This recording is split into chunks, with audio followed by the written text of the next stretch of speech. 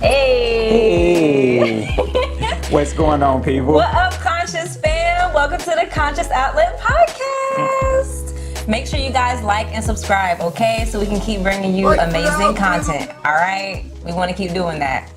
I'm Miracle Monique. And I'm Alan J. And welcome back. It's a new year. We in 2024. 2024. Can you believe it? We got big plans this year, okay? Yes. So again, make sure you like and subscribe, okay? We can't do this without you. We want to keep bringing you all this amazing content. We hope you brought in the new year with family, with friends, and entering a new state of mind where your body, mind, and spirit can all be in alignment towards everything that's good for you, okay? Because the mind is a terrible thing to waste. It is. And it's exactly what we're going to be talking about today, all right? Because it seems that modern media might just be corrupting it in ways that you may not always know or understand, but it definitely is. It's always something behind the veil. It is. So we're going to be talking about how modern media could be influencing the way you see people, society, and especially God. And what kind of outcomes could that come to? And what are some consequences of that? How can we resolve this? Let's talk about it. We're getting back into our micro trends series. We took a little break last time, but we're back. So we're going to be discussing modern media, as we said, right?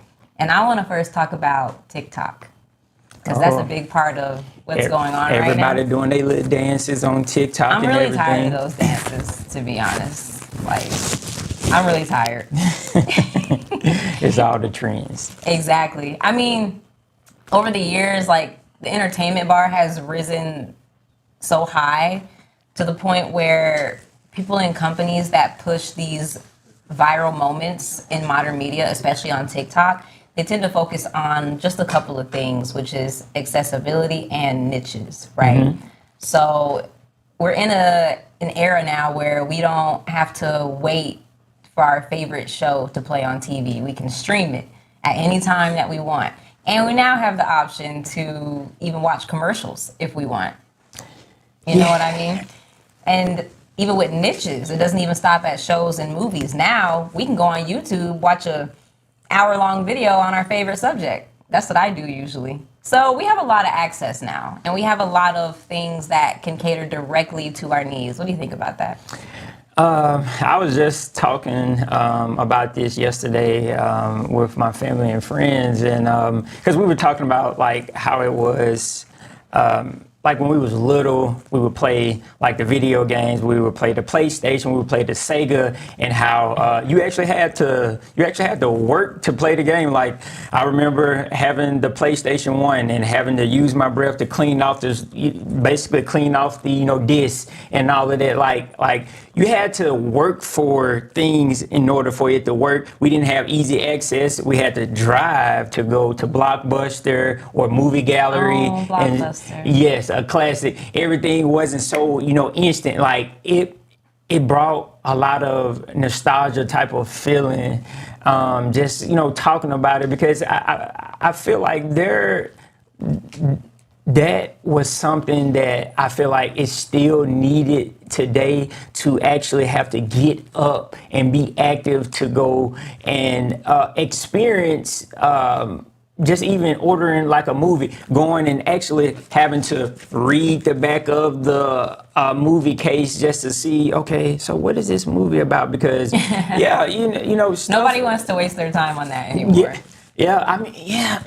See, I'm just old school. I used to love that. I used to love going with my uncle. We used to go rent video games and stuff, because like, I don't know, do they still rent video games today? I do still see like red boxes in front of CVS's. Yeah, so I'm talking. It's a thing still, but I don't know how many people actually do it. But last time I was at CVS, someone did go up to the red box and get something, but he was a little older. He was I'm quite sure people still use DVDs, but right now it's like, hey, streaming, get everything. Yeah. You get everything right now, right there, instant. Yeah, exactly. It was like back then we kind of had to, like you said, work for it. It's like we appreciated it more. Yes, I like that word. Because it wasn't easy to come across, and we had to make a plan to actually either get it to work or get it in the first place, like that DVD or that movie or the game that you're talking about. Like, I remember like going into Blockbusters when I was little and being around the aisles and looking in different aisles to see what movies I wanted, right? And now it's like, all you gotta do is take 2 seconds, sit on the couch, and pick something. And you know what? Actually made me think of something. So there was a certain type of restriction and protection with, going to the movie store. It's because, like, hey, if you're a kid, you couldn't go behind the curtain, because behind the curtain was all where the pornos and flicks was at and stuff like that. And people knew if you 12 years old and just, yeah, let's see what's behind it. They were like, hey, no, little fella, this ain't your ministry right here, That's for grown folks only. So there was some type of, I would say, restriction and protection, and it was known that things had a line that shouldn't be crossed. Yeah. Oh, wow. That's so true. It makes me worry about the kids today. Because you know what? I want to look at this video talking about the iPad kids generation, because that's basically what we're in now. They sitting there. Used to think iPad kids weren't actually a concern until last night. I was at this Italian restaurant with two of my friends when this family of 6 walks into the door with the most rambunctious kids. They're just screaming and crying the whole time. When I tell you they were loud, the waiter actually told the parents that a table from across the restaurant complained about the noise. After the parents hear about the complaints, the mom pulls out this bionic looking backpack and she opens it up and takes out 3 iPads for the 3 kids. Wait, One of pause them that. rats. Can you believe she pulled out 3 of them for each kid? Right? It was for each kid? That's what he said? That's crazy. I mean, I don't know if we want to just keep it going. Yeah, but we do. I just had to point that out. Go ahead. I got some comments Kids about that. starts playing the Skibbity Toilet YouTube video on full volume. And you'd think the parents would reprimand the kid for that. But no, the parents tell the nanny to give the kid headphones so he can listen to it on his own. Oh my God. It's iPad kids and gentle parenting combined. Somebody said, why is the term iPad kids instead of iPad parents? That is a really, really good point. It's not their fault. It's the way they're being raised. Like, Gen Alpha genuinely is absolutely F. That's crazy, right? Yeah. And that's a common occurrence I see all the time. Restaurants, car rides. It's like we don't allow kids to be bored. Yeah. Oh. I remember like sitting in a car like while it's raining on long trips, and like I would have a DVD player sometimes, but if the movie was over, I just had me. And so it'll be raining or something. I would literally like look at the raindrops on the window and say, okay, well, which one's gonna get down? You know what? I used to do that too. Really? Yeah. Or I was like, which one is going to drip exactly. down? I'd be like, oh, I was wrong, not that one. And so or I would pretend I was in a music video. How many of our, followers and our listeners used to do that? Just looking at the raindrops, drip dropping, and you're like, okay, this one started right here. Is it going to, is it going to go faster than the other one and stop? And so, that right there, what you said, just allowing like a kid to get bored, that's important, is because I think that you tend to force and push past your boredom to be creative. Yes, exactly. That's exactly what I was thinking. Because that creativity, like, to me, I think people now are creative, but I really don't think, I feel like a lot of people just biting off everybody else, which there is are a lot nothing. of shortcuts. Yeah, and especially with AI, a lot of shortcuts. Yes. It doesn't require you to actually get frustrated and think through a problem. Yes. Yeah. Critical thinking is a lost art. Like, over the years, a sort of pattern has emerged where we're in a state of overstimulation consistently and sensory overload, right? Mm-hmm. And that was happening to me for a little bit too. Between like high school and college, I noticed that couldn't take my eyes off a screen without maybe getting a headache for a little bit. Really? And so, going from long form to short form content, it's kind of like, what are the consequences of that? I mean, how does TikTok even work, right? They have an algorithm that allows you to see everything that you want to see and more each time. So it's like each time you're scrolling, you're seeing more and more of the same things that you already preferred last time you were on TikTok, you know, and it's a really good algorithm because it'll keep you on there for some hours. Yeah, because you end up finding something new and invigorating each time. Like, oh, you know what? I do want to start cooking, and then it goes from cooking, and then it goes from that to maybe you liking sports or something. Something new is popping up each and every minute, and I think that's really, really uncommon just to the human psyche. I would say, I feel like, well, I know just by talking to older people, I love to just have a conversation with, people over 50, over 60, is because they tell me about times that was simpler, is because they had more value. They had time to sit down and embrace the sunset. They had time to have dinner with a person at the table and ask, hey, how was your day? How are you feeling? How's the food? Oh yeah, I went and picked up fresh, produce from McDay's Market, aka Jackson, Mississippi. But Shout out to the hometown. I know, but stuff like that. I think that people overlook it is because we have been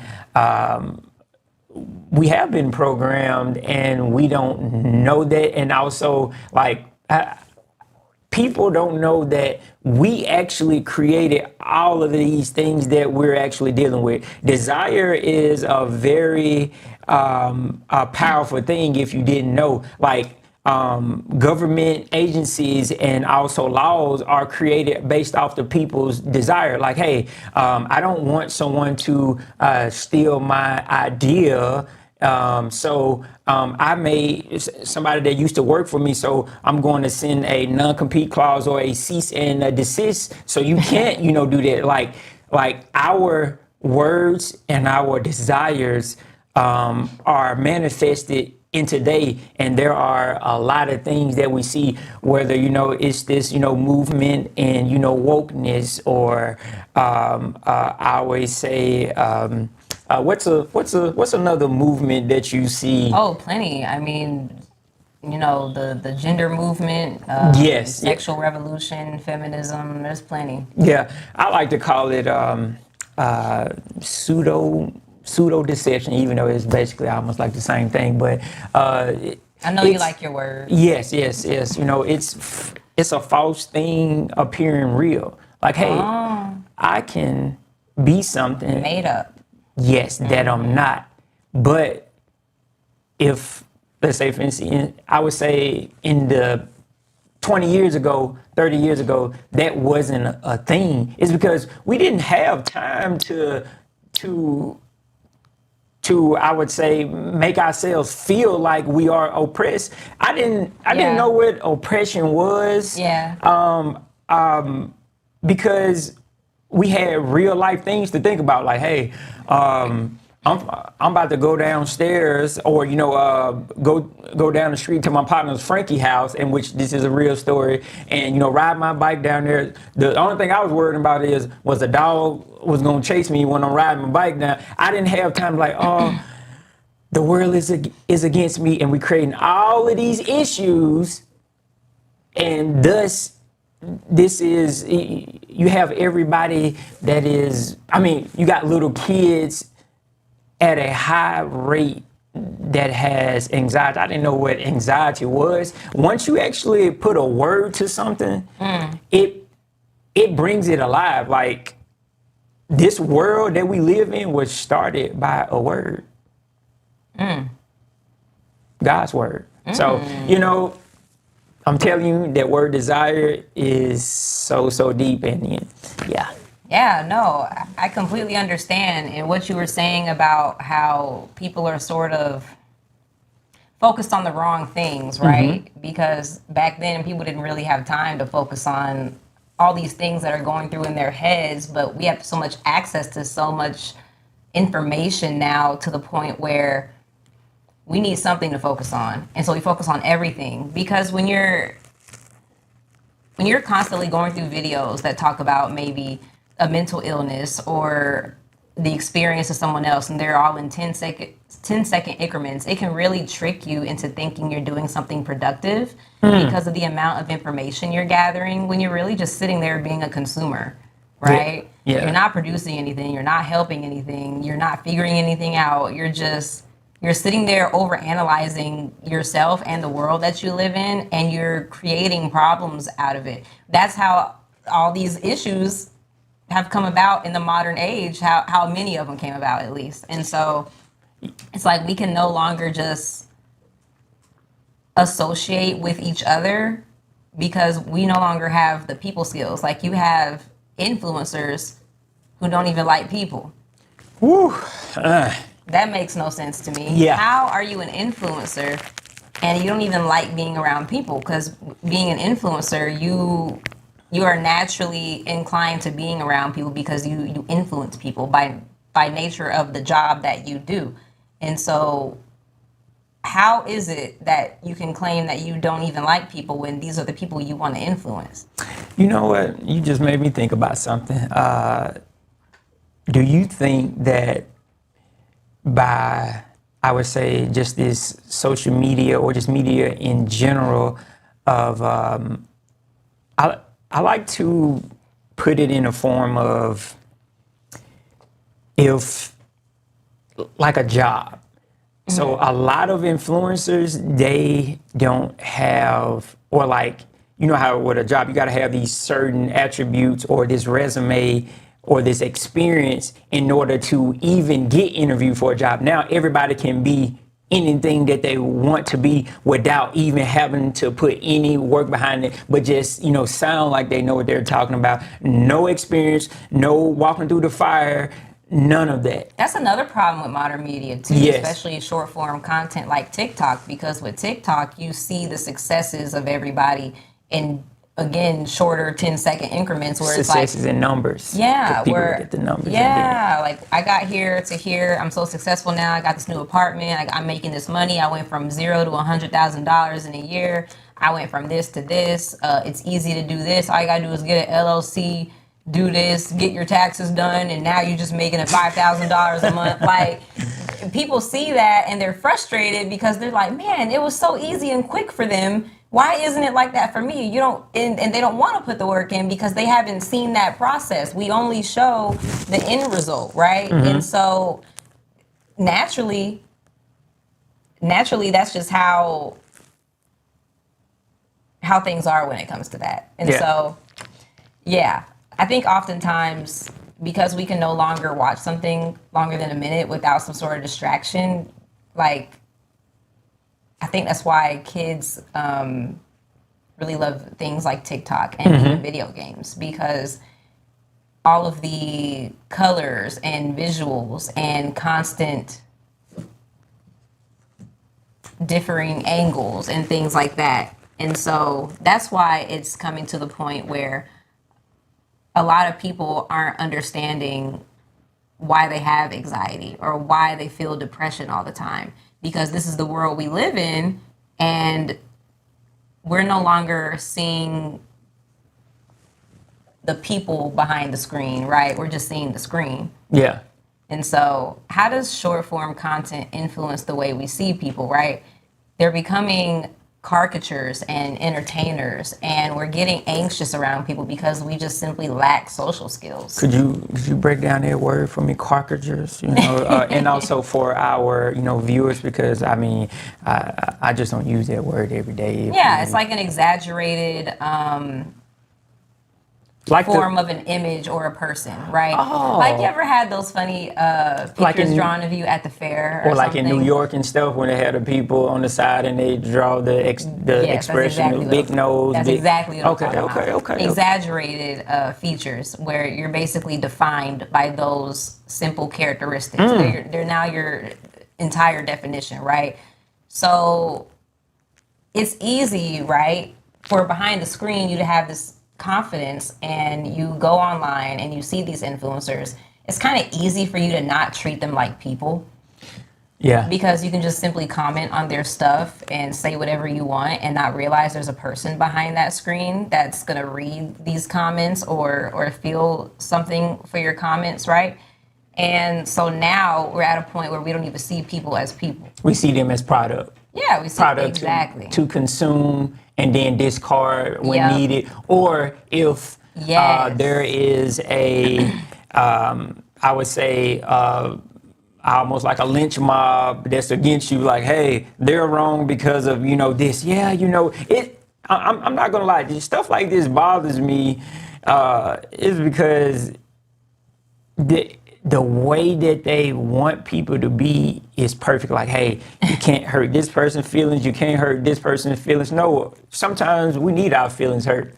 I mean, break my heart sometimes because I want to be a better version of, me. I don't want no fake stuff. Yeah, that's love, right? I mean, Yeah. love isn't acceptance. Love is telling you the truth. Love is bringing you back down to reality and letting you know what it is and what it is not. Yes. It's not accepting whatever you have going on because we don't want to hurt your feelings. Yes. That's not love. That's actually us hating you Yes. deeply. Because if I see you on the street and you got a booger on your nose and I just let you walk around with Yeah. that booger on your nose, I probably don't care about you, Yeah. to be honest. I mean, yeah. But if I care about the way you look, I care about the way people perceive you, and I overall just care about you, like, of course I'm gonna tell you, like, hey, I'm gonna just slide you this like tissue paper right quick, Yeah. and you got it something on He's your like, hey, nose. cuz, I'm gonna give you some gum. Like, whenever me and my partners used to go out in college, be like, hey, man, let me go ahead and give you some gum. I don't even gotta tell you that your breath raw. Yeah, you know? exactly. You don't have to say it like Be that. hey, bro, hey, Just take get the this gum. you What if know? they don't take it though? And be like, nah, bro, I think I'm good. I'd be like, nah, bro, you need it. No, take it. Take it. Just take the gum. Yes. Some people can't read rules, so that's why I asked. Like, that's funny. But I want to go to this study that was published earlier last year by the International Journal of Environmental Research and Public Health, because they actually found many links between social anxiety and social media use in college students. And one of those things, actually, a lot of these things may not be that surprising. They just may not be. But I thought it was interesting because it really reflects where we are as a society and where we're going. And it's really concerning that we recognize these things as issues globally, but we're not really doing anything about it. No. We don't really care that much. As long as the product can't. is out, as long as the money keeps flowing in the economy, we don't care. We can't do Yeah. nothing about it. Is because by the time that we're even focused on this, something else comes out, and then I think it just compound interest, and then at the end you got a whole society or like a whole era of young men and women that are directionless. Absolutely. And that really goes to the lack of face-to-face contact too, right? Yeah. Because in the article, it says that while social media users may gain a lot of social contact as a result of their internet use, it decreases face-to-face contact, which may impair their social skills in the real world. I can We see see that so much, right? How many people do you know say they have social anxiety? Yeah. You just lack people skills. You Yeah. just don't know how to talk to people because you're not around people like that. You're around your phone. You're around your screen. I'm gonna tell you this, something else that I just thought And about. all you think about is yourself Exactly. That's Because it. one thing about and how you relate to other people instead of how other people can relate to you. Exactly. One thing I always like to give these little examples or like these little things that pop up in my head. And so one thing about just media period and, using our phone and social media, you can go and do retakes. In life, you can't go and do retakes because once it's done, it's done. And that's what brings the social anxiety with people because they know that. Yeah. Yeah. Yeah, it's like I think when I was in school, I remember in elementary, and a lot of you all may actually vibe with this. Like I just love the I would say I definitely love my childhood. I remember it was like maybe 20 or 30 of us. We used to have to go outside and we'd have this little colorful wheel looking sheet, and everybody would get like a little end of it, and we'll all be outside. And we'll, basically, it was just an activity for kids to be outside, and then we had to do something together in order to accomplish a goal. So like, hey, see, can we make this, thing look like a rainbow, a moving rainbow? And so like, just imagine 30 little kids. Imagination. Yeah, exactly. And so it was something that I know that a lot of people who I would say maybe 25 or 30 or older, they don't have too many problems with just that communication part, is because They grew up around people. Yeah. This is why I tell people, if you have a child, please give that child a sibling. Yeah. Because It's important. Because oftentimes in kids that are only children, they only deal with themselves. They only think about themselves. Not to say that it's their fault, but because of the lack of social experience and being around different people and kids their age, they don't really know how to act. I mean, think about how often we hear about, studies of kids who need to be put in daycare early because we need to give them social experience outside of the parents, right? Yes. And so, yeah, that's a big thing. Another thing I found in the article was individuals must constantly practice communication skills and modify their behavior in response to feedback from others, and focusing on internet use may limit people's opportunities to practice communication skills and correct communication capacity deficits. People simply lack communication skills. That's why people want to get rid of things like cover letters and interviews, because we just don't know how to do it in this generation without feeling like our heart's about to pump out of our chests. We want the world to be easier for us instead of just taking on the world as it is. And that's just not reality. You know what I mean? Yeah. Yeah. I think everybody want that Burger King. I want to have it my way. All the time. Because it's easy to get it your way. Like, if you grow up particularly middle class, suburban areas, like, you kind of had everything you needed without really needing anything ever. You probably never needed clothes, never needed food, never needed, any type of real assistance with getting your family the help that they needed or something like that, if that was the case. And not to say that those kids don't grow up being empathetic towards other people, because Exactly. they definitely do. Absolutely.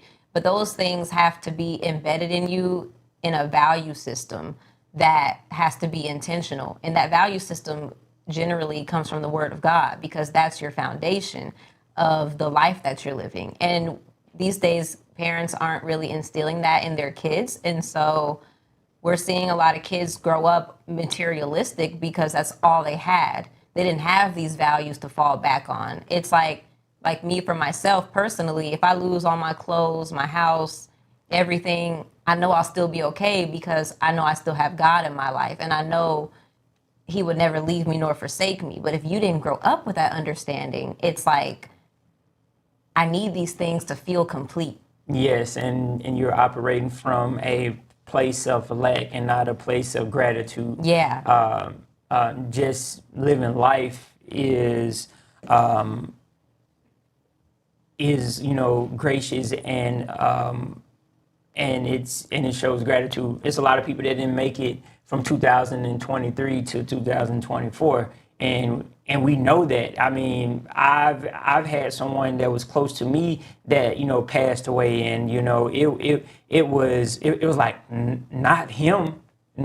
Like, it's, you can take anybody else who may be causing a mischief, but not him. And just to kind of double back on what you were saying, so I have a friend named Tashawn. So he grew up, well off, but I will say his parents did a really, really good job on, him. And because even when I was around him and, he knew the type of, place that I grew up in, didn't have, much at all, but he never made me feel less than him because his parents was, well off and stuff like that. And I always admired that, from, his dad, Derek, and, his mom, Tanya, and everything. Like their backing was the word. Their backing, their foundation was God, and having those Christ-like characteristics, so that the love that God showed them and blessed them with, that it was just a reflection, and it was refreshing to see that. I was like, because a lot of times when it comes to certain people, when they grow up a certain way, it's like, oh, I'm better than you. Never was that. And I think the world need to really, really just open themselves up to see, like, hey, this world is more than just flesh and blood. It's more than the person who is advertising to you of, hey, make this quick $100,000, and everything will be all right. We all know that that's totally bullshit. It really is. It really is, because those millionaire people, why are they in therapy 24/7? Why are a lot of them killing themselves? If money is success, I guarantee it, like, we would definitely see, I would say, the fruits from it. If, okay, yes, money can bring a lot of great things, and a lot of things could happen from you, having this financial security, but like, life shows that that's not it. Prime example, in 2020, a guy who he actually he invested in the stock market, and it didn't go his way. So when he looked at his, what is Robinhood? His brokerage account? Yeah. When he looked at his brokerage account, he saw like a negative $120,000. Ooh-wee. That's tough for anybody, because Oh, that would hurt me. Oh, God, that hurt my heart just now. Because your heart would be in your throat. Yeah. And so he looked at that as, it's the end, a number that can be wiped out whenever, is the end of who I am as a person, as an eternal person.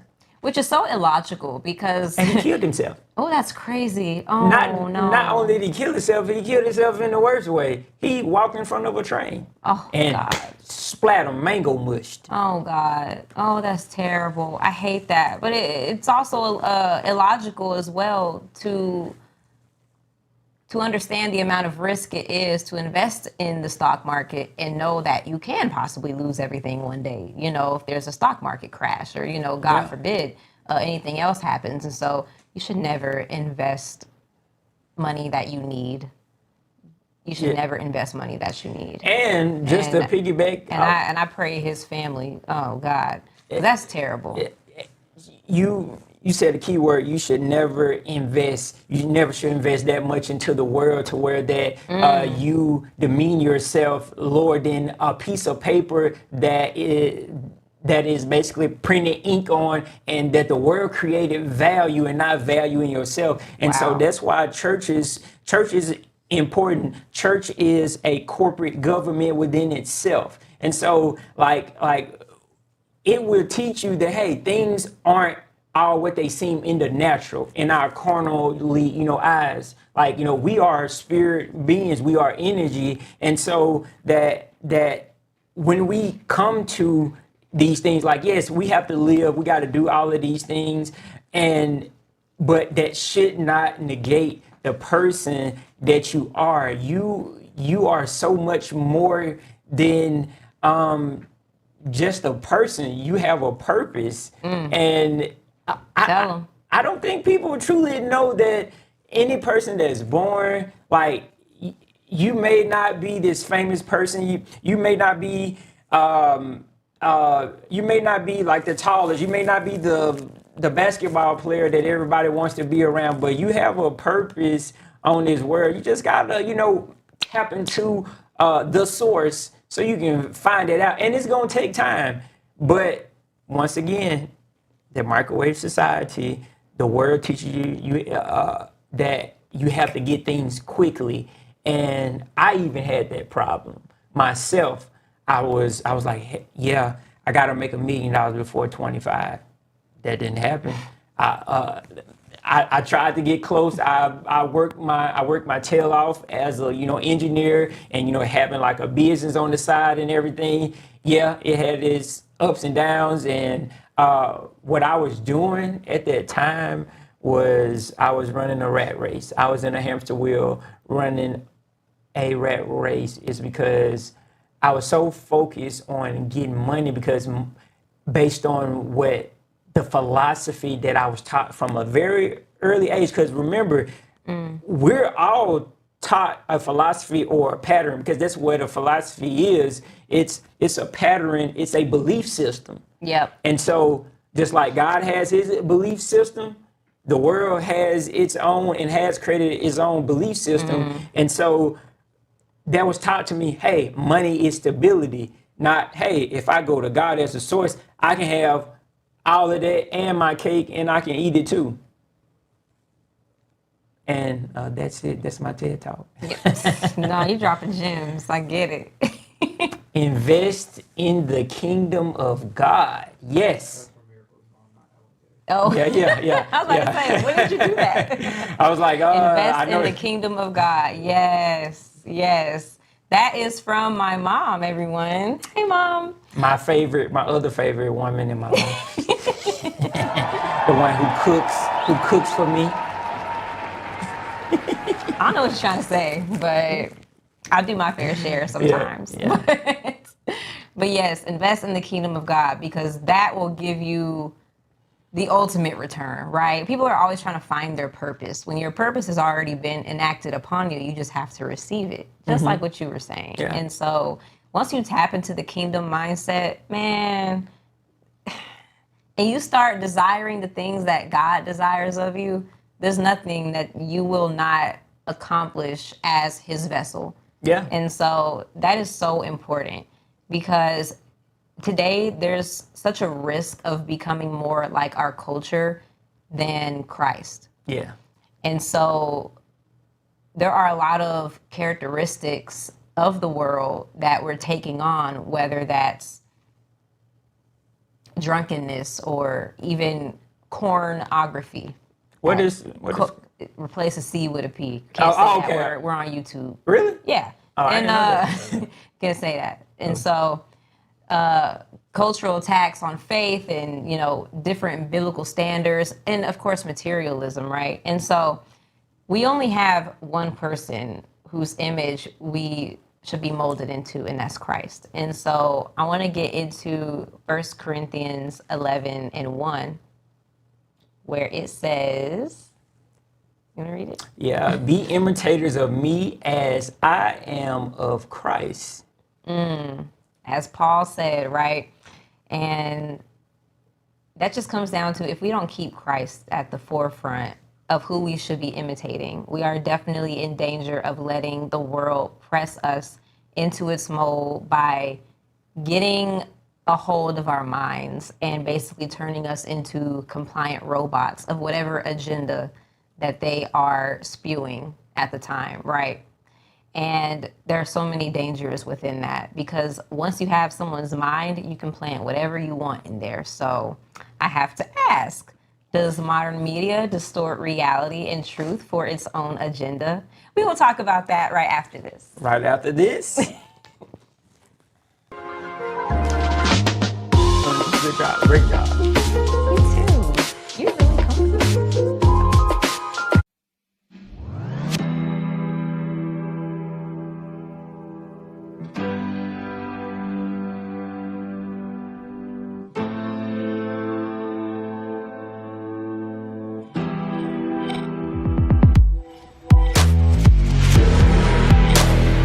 About that knee drop.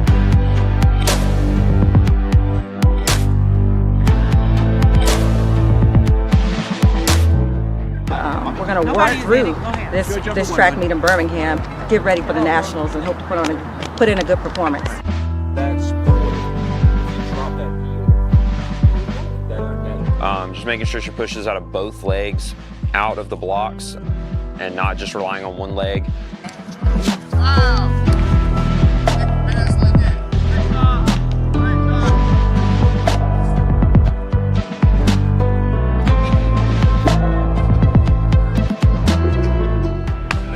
Let's go do it.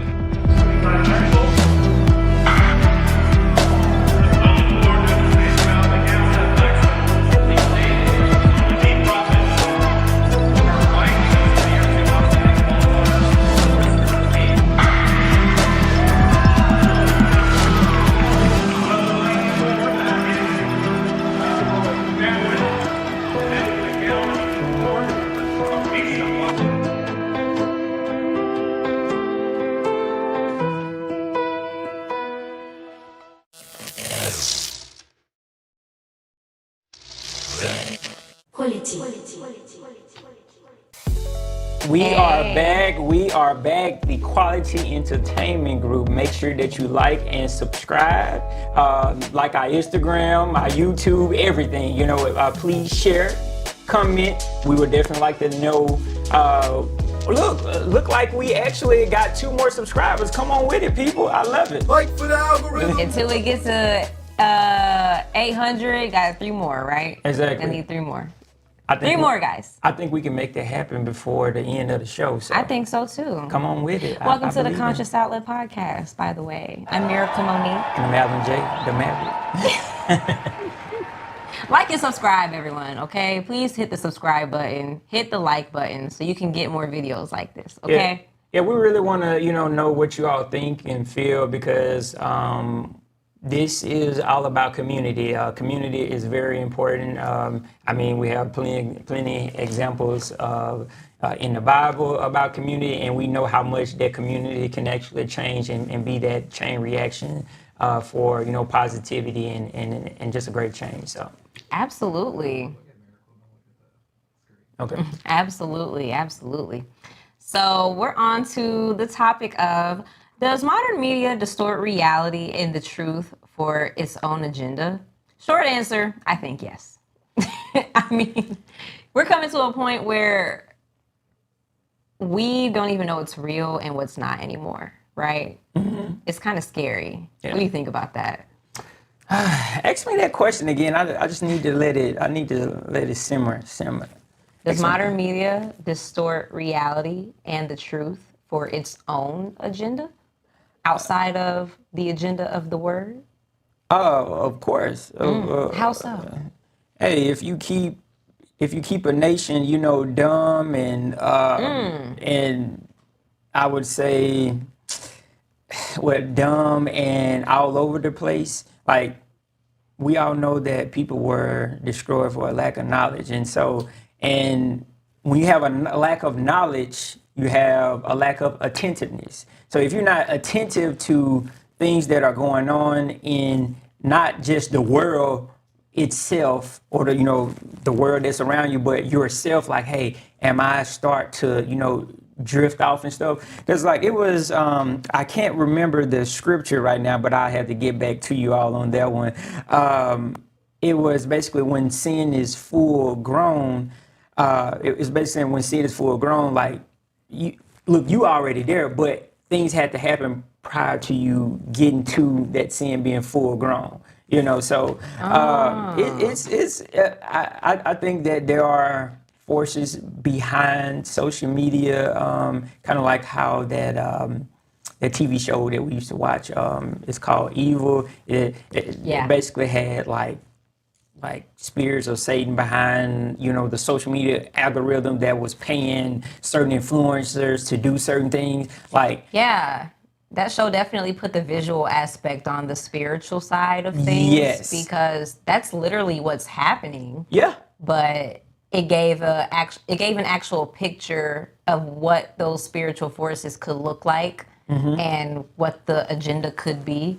And I really like that show. If you haven't watched Evil, go ahead and watch that. It's a good show. It dives deep into a lot of the principles of the Bible that I think a lot of people can really resonate with, right? Yes, 1000%. Yeah, absolutely. But yeah, I like what you said about keeping the population. You said stupid.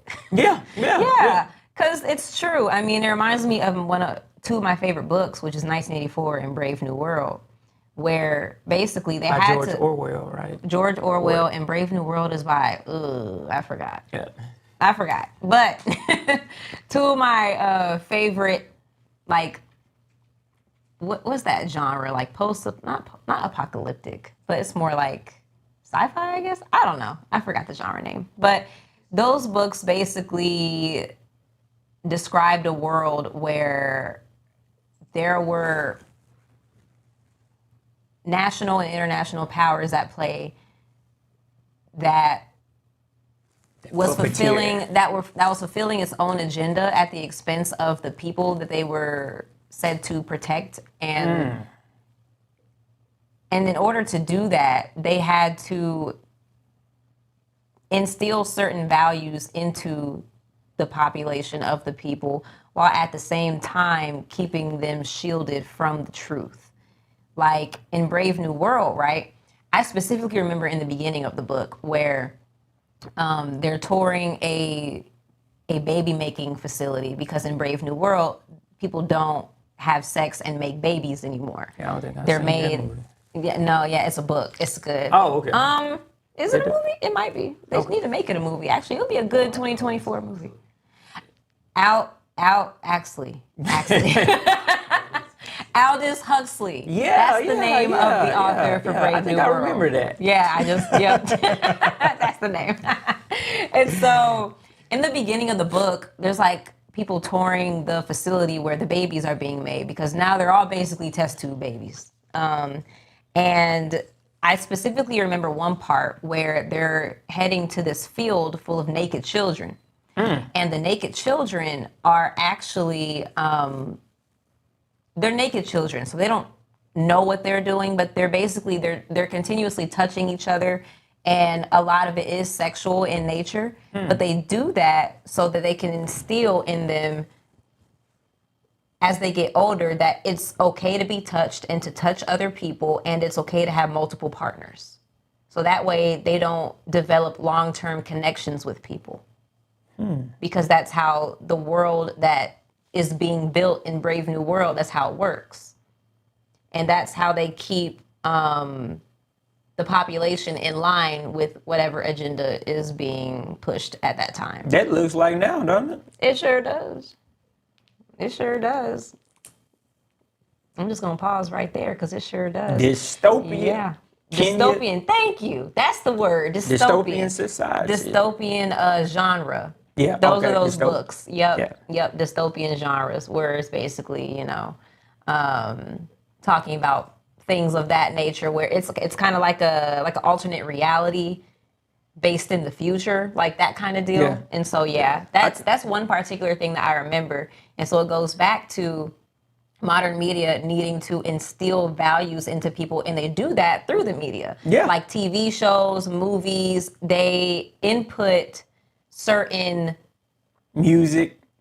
music as well. Which is probably the most powerful thing Oh yeah, of them all. because who doesn't like music? Yeah, You know what I mean?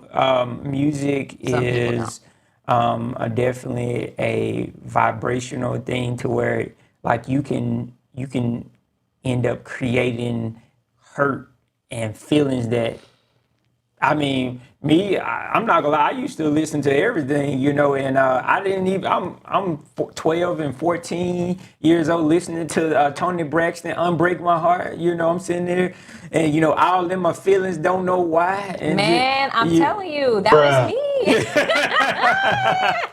That was me. I swear that was me, because I used to be like an avid listener of The Weeknd. Like, I loved The Weeknd, and I loved Drake too. Like early Drake, like Take Care Drake. You know what I'm saying? And so those artists instilled this like emo era that I had. Yeah. Because I was like, oh my God, like I love this music, and I love how it's like a a somber feeling. It was like dark a fantasy type. like of, yeah, exactly. I wanted to do all the drugs and do all the things that they were talking So you was about. a pill popper. No, no. But Drake, I remember Drake always making me cry. Drake Really? always made me cry. You Yes. a good girl, you know it. Like Dun, dun, Drake dun. knew how to, and I don't know, because I actually saw recently a video, you know, Michael Jackson's Instagram page is still active. What? Yeah, it's still active. And they actually posted a video. Was it the Michael Jackson Instagram? It was a video of Michael Jackson in the studio, and he was talking about how music basically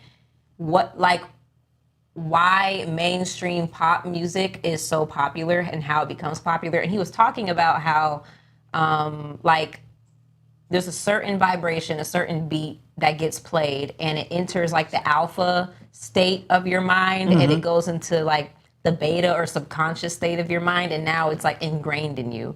And that sounds like spiritual things to me. You know what I It mean? is, but- because how many times have you had a song stuck in your head? Yeah. That's the same deal. I mean, it's just like a lullaby and how SZA's song is. I'm not gonna lie, I love the song, you know that song, I might kill my ex. Yep, Kill Bill. Kill Bill. Not the best I Man, I had to stop listening to that Yeah. because, like, I really like the song, Yeah. but the lyrics are just terrible. Yes, I'm like killing your ex, Like, and that's my God, not I the don't want best. to kill my ex. Like, I was don't like- want to do that. Like, Yeah. you know what I mean? And so, yeah, we're entering a space where we can no longer tell what's real and what's not, and that's kind of scary. In fact, I kind of want to show what they call AI baddies. They're Instagram baddies, but they're all AI. Like, Are y'all listening to this? I'm Are y'all telling seeing you, this? look, AI baddies? Are people don't they paying look for this? real? Don't they look real? Let's just Yeah, take a they second. do. They do. They have actual videos. Let's click that 6th video with the redhead. That looks appropriate. Oh, it's not. What? You can still click it. That's crazy. Anyway, but yeah. Let me just say that these videos right here. Oh yeah, you can take that off. Okay. It's okay. Yeah. No, you're fine. But yes, these videos right here, like it used to be where you couldn't tell if a picture was fake. Now you have to understand if a video is fake. Because those videos, I watch those videos of those Instagram baddies, those AI Instagram baddies. They look real, but they're AI generated. That is so scary. And then there are men under these comments, and I'm like, they know this is fake. I actually saw a comment under one of the videos because I was, being nosy. I actually saw a comment under one of the videos, and it was like, y'all know these are fake videos, right? Yeah, I think I saw that too. Really? And one of the guys, random guy on Instagram, he was like, Yeah, but I don't care. I'm like, y'all are crazy. Are you serious? That's We're accepting that things are not real just to satisfy our own fantasies. yes, our fantasy, our flesh. It's a detachment. I would call that detachment syndrome because once again, that word pseudo has to come up. Like, it's false things appearing real. I think it was, you know what? I'm gonna say that for later on. I'm gonna say that for later on. Yeah, I mean, it's all distortion, right? And that's what I'm sad about, because not only are we openly seeing that things are distorted, but we're accepting it. People don't care. Like, for example, like the AI baddies Instagram thing, right? There are men, the reason these things even exist is because there is an audience for them, for these things to exist. Oh, we can look at the video now too. Let's see. I want y'all to see how real this looks. This is an AI generated woman. This is an AI generated woman right here. Do you see how real this looks? It does. Every you can hair kind of on see her it head. just a You little can- bit because we Yeah. know that it's AI. But Exactly. Because you're looking for those exactly, things, right? because- But say if you came across this video Yeah. randomly in a vacuum. Exactly. You probably would have thought like that. Yeah. There was a type of filter that she got on. Absolutely. Yeah, let's see if there's any comments on them. Might not be on this one. Might be on the next one.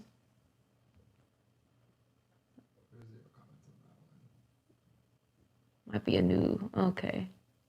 Oh, see, there's one comment on that one. Some fella got 2 cherries. Well, you That's already know what that is. Of course, and then that one up so there he was clapping so himself. sexy. So yeah. Yeah, this is crazy. Again, they know these are fake, but the thing about it, they don't care because it says it on the Instagram page. These are AI generated baddies. They're not real. Baddies.ai. That's what it is. That's crazy. I just can't. And that's the thing. Like we are so far gone to the point where we are literally generating our partner. We want our partner to be exactly the way we want them to be. We're okay with distortion as long as it benefits us. Really? Think about it. Think about if you were I'm just using this as an example. Think about if you are a 40-year-old man living in his mom's basement. You don't really have too many people skills and you really want companionship. You want a girlfriend, right?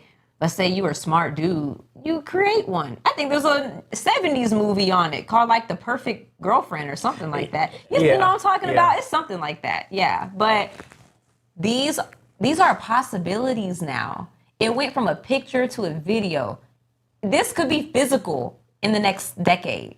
I mean, we are seeing like a lot of movies to where you can be able to feel everything that you would feel if you had a partner. Yes, like you like put on this little suit. Yeah, like the show Upload. Exactly. You put on this suit, and I love that show. Yeah, exactly. As that Upload is like, it's probably a good indication on where things are, going. You put on this suit, you can feel water. You're taking a bath with the person. Predictive programming, which we'll talk about exactly a little bit later. But yeah. Tune in, stay in. Exactly. That's the thing, though. It's so scary because, like I said before, the article talking about us lacking social skills. It's easy for us to accept distortion because now it's about satisfying our base desires. Mm-hmm. Okay, if we can just give them all the food they want, all the sex they want, all the potential partners that they want, then they'll be okay and they'll listen to everything we say and they'll give us all their possessions as long as we satisfy those base desires. Because if they don't find deeper fulfillment, they're going to keep wanting us to satisfy these base desires. Because it's an empty hole. Yes, it's endless. Yes, it's endless. And that's why there's an audience for this. And that's scary to know that where we're headed and to see the comments on the videos. Because there are other videos. I wish I could find the AI Instagram Baddies account that had tons of videos of other girls and tons of comments. Because it had way more. And none of those guys cared. So now y'all women finna be competing against, AI women. The OnlyFans models are. They ain't finna talk back. They definitely are. They finna yes, I could fix you breakfast next hour, or whatever. Exactly. And like you said, there are a lot of movies on it. And so it's just a question of what agenda is being pushed right now. And then you have people pushing their own individual agendas as well by taking advantage of the fact that modern media does distort truth and we can manipulate it to our own benefit, right? Considering Jussie Smollett attack, for example, right? I want to show his 2022 sentencing video because we already know it was faked. But he had doubled a MAGA hat down. on and this man doubled down in this video. Let me show the video right quick. I'd like to say to Your Honor that I am not suicidal. That's what I would like to say. Okay. I am not suicidal. Okay. I am not suicidal. I am innocent, and I am not suicidal. If I did this, then it means that I stuck my fist in the fears of Black Americans in this country for over 400 years and the fears of the LGBTQ community. Your Honor, I respect you and I respect the jury, but I did not do this. And I am not suicidal. And if anything happens to me when I go in there, I did not do it to myself. And you must all know that. I respect you, Your Honor. I respect your decision. Jail time. I am not suicidal. Okay. Button up that jacket. That's right. You gotta to a degree respect the delusion. Yes, he is a actor, and he definitely he is an actor. I forgot. Yes, so he's really good. Not suicidal if you're gonna. That boy definitely thought about that. You know, Cindy was like, hey, you know, if you're gonna sentence me, but he didn't say, he was like, if you gotta. That's the thing. Like, it's so crazy. He used the modern media and the average person's tendency to side with victims as a way to push his own agenda, and now he's doubling down on the lies. Yeah, I don't think y'all even know.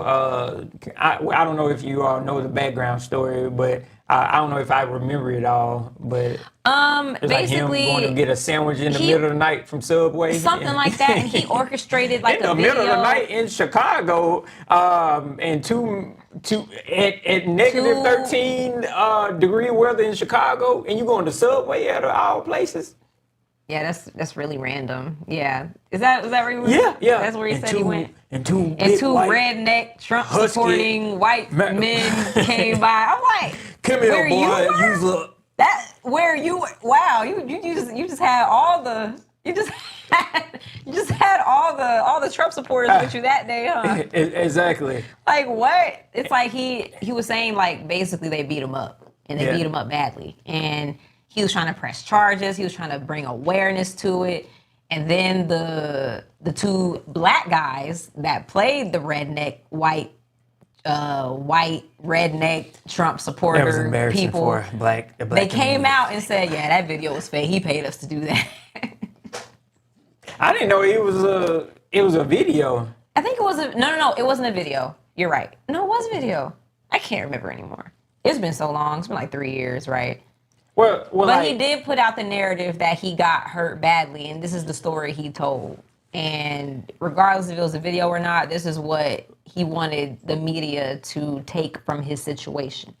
Found out it was fake, though. What do you think that he wanted to ultimately get from this? Do you think he was trying to get roles and like, oh yeah, you know what? So we're going to put you in a role that, you know, uplifts black people or something like that. Let me see if I can articulate it correctly. Like, what he was trying to do was essentially create problems that weren't there by essentially like mirroring the problems that he believes exist. Okay.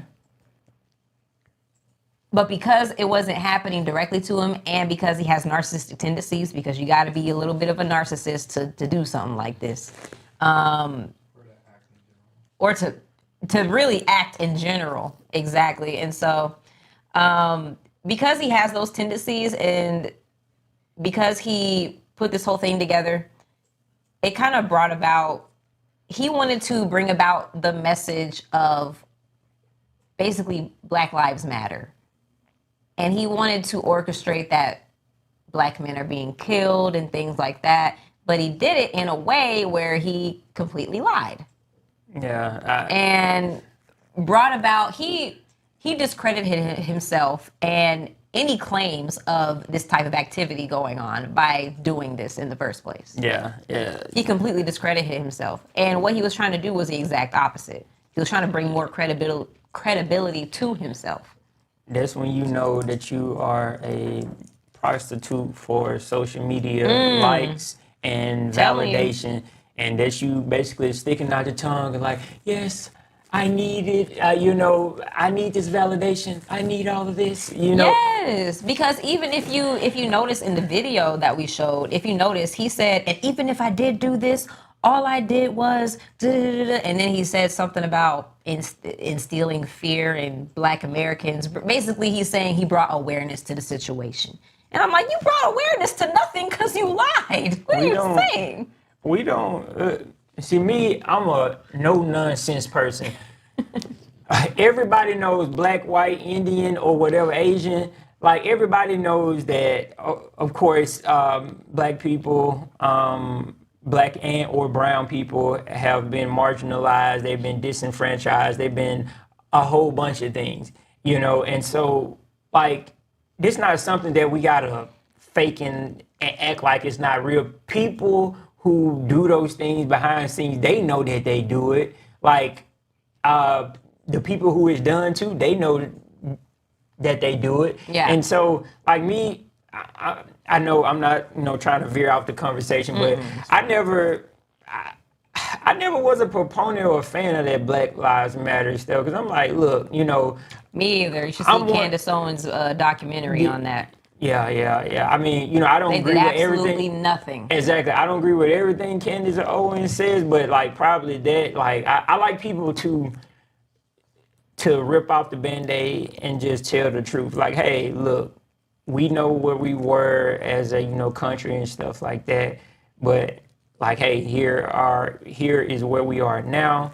Yes, you may still have people that may not think that, prime example, like in the NFL or something, that a lot of black coaches, they wasn't seen as, you know, thinkers, but now you're seeing an influx of black head coaches that's leading a team, a franchise, and also the outlook of this billion-dollar, you know, organization or team. And so, yes, we all know what the deal is from the past 100 years about like stuff like that, but once again, I do feel like, I mean, of course, there's no specific way to do this. It's once again people that isn't, I would say, credible, that they are speaking for a whole race or generation or Yeah. even culture, and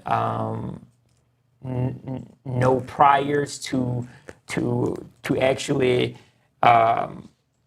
be able to even speak on certain things. Not saying that you gotta have all the knowledge in the world, but man, I truly believe in fruits. The fruit will identify the branch and seed Yeah. that it come from. Hey, I just said a whole lot without saying too much. But no, that's so true though. I mean, at the end of the day, like, what does this do to real victims? It makes us cautious. Yeah. I mean, same thing with the Carly Russell situation, right? What about that? The Carly Russell? Yeah. Yeah, she lied.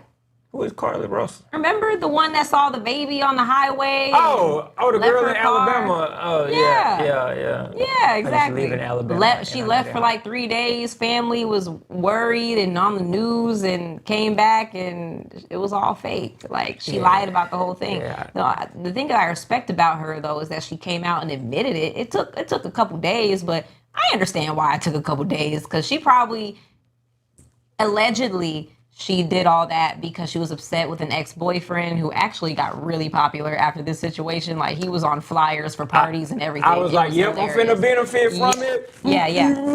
She was supposedly upset with him because I think he left her for a stripper or something, and like she was trying to do this to get back at him or something like that. I think she was embarrassed that she did that, and that's why she came out and said, like, this is all a lie. I apologize. I accept the consequences, whatever.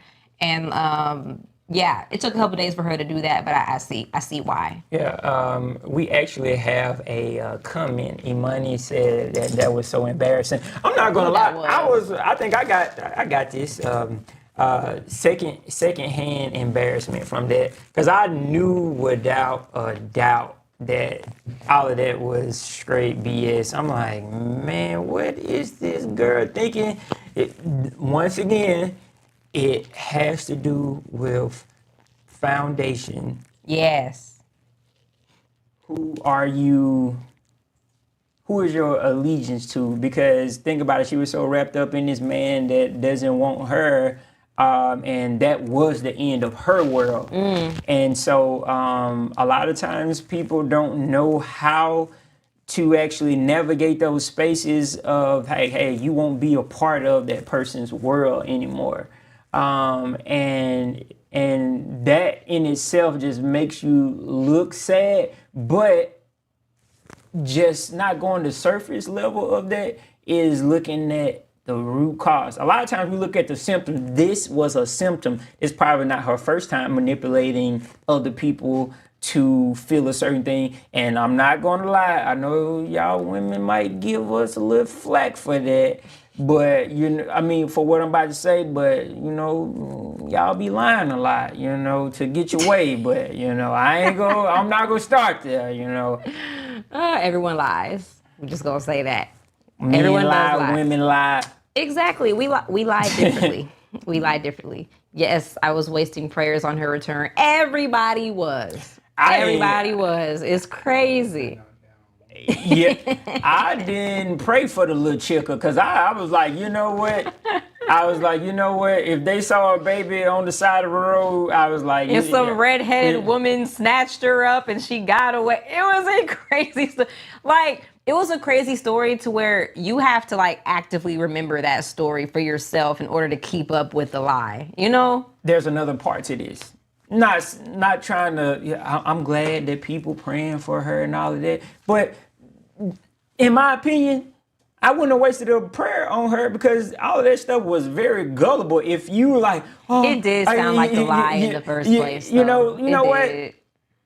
I mean, but you didn't waste a prayer. I will say that is a really good thing. That Yeah, you at know, the end of the day, that like you everybody should did. wish for someone's well-being, yeah. regardless of what you believe the Exactly. situation might be. Exactly. Like regardless. me, I'm kind of different because it's like me. I gave that side eye as soon as I heard. I was like Birmingham, and you know I used to drive down that road. I didn't even see squirrels on that road, so I would. Apparently, is a thing. You wouldn't even, yeah. No, that's so true. Make sure you guys fact check your resources, your news sources, images, videos, anything before you share them, because you just never know when it comes to distortion these days. And Yeah. these stories that we hear about missing people Yeah. or attacks from redneck white people, Trump supporters, like Fact check us. fact check Yeah, yeah. everything. You know, Absolutely. Make I'm sure with it. you I'm see out. your sources. Yeah, Yeah, we're- absolutely. We're all down for learning, Yes, and I reserve the right to change my opinion if I see fit based on new information. Come on with it. Absolutely. That's in our disclaimer. Yes. But yeah, I mean, because people like them use modern media, whether it was intentional or not, to push their lie, now the majority of the world is going to be skeptical of similar stories. And it's all because we don't know what's real anymore. And so, yeah. Any final thoughts on that? Well, I would just say reading is fundamental. It's something that we really don't really do. And I'm not even just talking about just reading on your phone. Like this is important. I mean, yes, you can read stuff off your phone, but it's something that's more powerful when it's something of substance and a book that you can actually go to, something that you can basically create a what's the word that I'm looking for? You can make this book, your own. There's a certain type of ownership with it that, that is definitely in contrast to just having a phone. We're so much attached to this thing that it's definitely crazy because I always think about like my past self and my future self and also my present self. So I always think about, hey, 20 years ago, would I think that this would be weird? Like, prime example, we got Uber. You got a random person that you don't know picking you up and taking you to a place, or, you got a random person coming to going to go buy you groceries and then put it in your house. So it's that, like, a lot of that is programming. A lot of that is media distortion, and also it's sales. Like for the longest, we may not know that we've been advertised to and marketed to for the longest that you need these certain things. Like you need validation from social media. You need that button that has a heart or a like, and in the background it is binary numbers and code. And so we have taken this thing that was meant to connect us. Like I would say Facebook was the grandiose thing, back then, because I'm like, man, this is something really good because it's connecting all of us. I get to talk to family or see family that I don't even know about, blah, blah, blah. And then it shifted to something else. It shifted to more of something that I just thought about. I call it AI, but I call it arrogance and ignorance. That's the type of AI that I'm thinking about, and there is so much to attack with the presence of media and everything. But yeah, that's my little take on it. Yeah, no, I get it. I like what you said about programming, right? Because what is a program? It's in this context, it's a coded system, a mindset.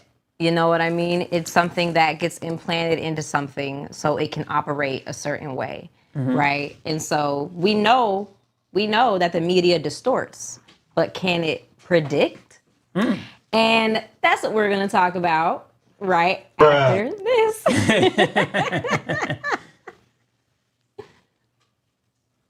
Like for the algorithm.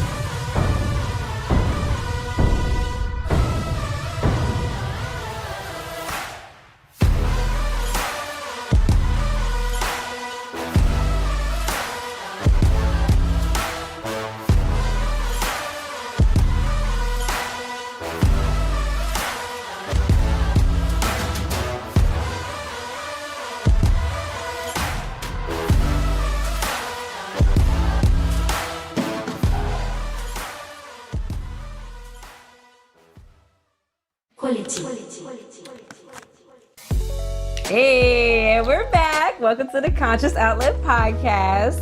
I'm Miracle Monique. And I'm Alan J. Welcome back. Welcome back. Yes, make sure you like and subscribe, okay? We trying to get to 1,000 subscribers on this quality entertainment YouTube channel, all right? That's what we're trying to get to. And we will get to it. We will, absolutely. We'll get to it. Absolutely. We're trying to get to 800 by the end of the night, so we need y'all to subscribe. Exactly. We know you haven't. Send it to your friends. Send it to your grandmama because your grandmama, your mama, your auntie, she need this conscious, this conscious word that we putting out. It ain't nothing like this on the internet. The realness. That's true. We're different. Passionate. I'm sorry, he's making me laugh. Okay. Yeah. So yes, we're actually going to talk about something that's like one of my favorite topics. It is predictive programming. Okay. Do we know what that is? We're going to talk about is predictive programming something we should fear? Right? Mm-hmm. What is predictive programming, first of all? You know what it is? You tell me what it is. Okay. I know what it is. You explain then. No, I want you. Ladies first. Okay. Predictive programming is basically the act of inputting certain programming into certain areas of the media, like a TV show or a movie or even music. And basically, this type of programming is going to be reflected in reality, right? So I think about like past movies, like from the 80s and 90s, early 2000s, right? We would see like maybe futuristic type movies where they would implant a chip into their arm that could tell them all their information. They could go anywhere with this chip and it would pay their bills. They could shop for them and they don't have to show an ID or a debit card or anything like that. And throughout the years, we were seeing this more and more in movies and TV shows and the media. And we were getting used to it, right? But now it's being reflected in the real world where you actually have places like maybe in Switzerland, for example, where they are actually testing this type of technology out. But it's to the point where it's not a shock to our system when we see it because we've been seeing it for years. But now it's just simply reflected in reality. Because if they never inserted that predictive programming, it might be a shock. Like, oh my God, they're not going to stick anything in my arm. But if you lived in Switzerland and you've seen all these movies and TV shows from the past that inputted this type of programming, now you're seeing it in real life and you're probably like, oh, that's probably not that bad. I've seen it, in this way and in that way and in that way on TV. And even though it wasn't real, it felt real. And now this is real life, so it can't be that bad. So, okay, yeah, go ahead and put the chip in my arm. That's predictive programming. I had to give an example.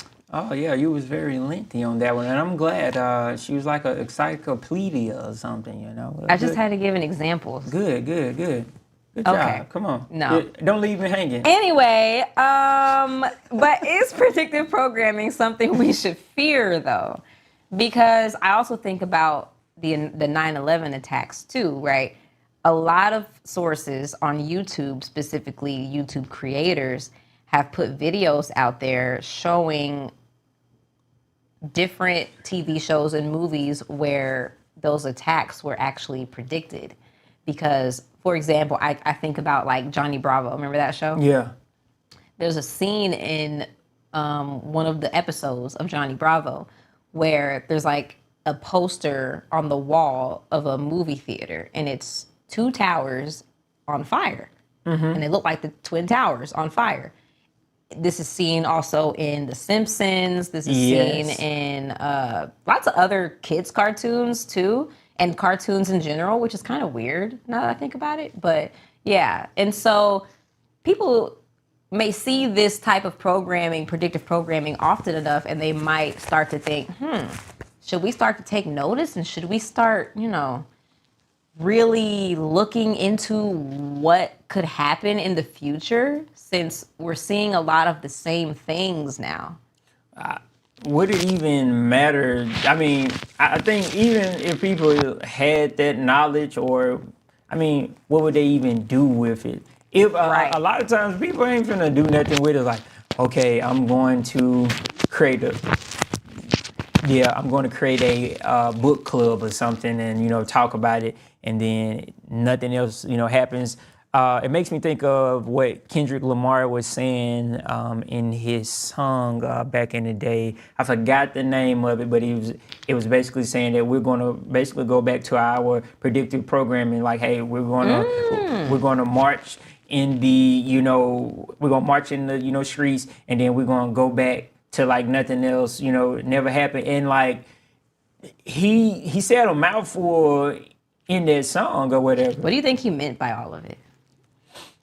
That I know you got thoughts on it. yeah, I do. I just don't think that there's no true leadership, and also that we're so distracted from each and everything that goes on. Is no way that we can actually focus on what's the root problem, or even trying to find a solution that we can team together on certain things that we can actually make happen. And so it's like, hey, we're going to get back to our regular programming. Yeah. It's kind of like what they cloned Tyrone. Yeah. Is that an example of predictive programming? Yes. Is it? Yes. Is it? Yeah. Okay. Yeah. I'm trying to think. I can't remember the movie now. So they were cloning people. So that in and of itself, the fact that they were putting them into different neighborhoods. Yeah. Yeah. I mean, it's definitely was. Because we already started cloning animals. Yeah. But what I want to hit on, it's not the physical cloning, it's more of the spiritual cloning because like everything is, word and the spirit. Okay, so predictive programming maybe comes through a lot of the what they call not trap music, it's drill music. So okay, I'm talking about killing people, blah, blah, blah, blah. Yeah. What does every I ain't gonna say every. What does a lot of the kids want to be? They want to be You're rappers. They right. want to wear Pooh Shiesty masks. It's because they think it's cool, and it's a program thing. It's because hey, we got this one person. He's thriving. He's robbing. He's stealing, and he's killing people. And this man is he's successful. I got the money. I got the women. I got the car. Yeah. I got all of So this. I want to emulate that, and that creates that predictive programming because now kids are starting to emulate that. We see that a Clones. lot in clones. Yes, you're right. Yeah, clones isn't okay, just spiritual clones. Yeah, I totally get it. Yeah, no. Or psychological, Yeah, exactly. All those, touching on all those. Yeah, I think we're seeing that a lot in Atlanta lately. A lot of I see a lot where it's 12 and 13-year-old boys who are getting into stuff like this, right? And I think it's because a lot of the music has gotten so violent. That on top of, other factors, of course. But there really isn't anything uplifting or putting them on a path of righteousness directly in the media, right? I mean, they're either told they don't matter or they're told that they need to get their money this way or they're going to be broke for the rest of their life. Yeah. Right?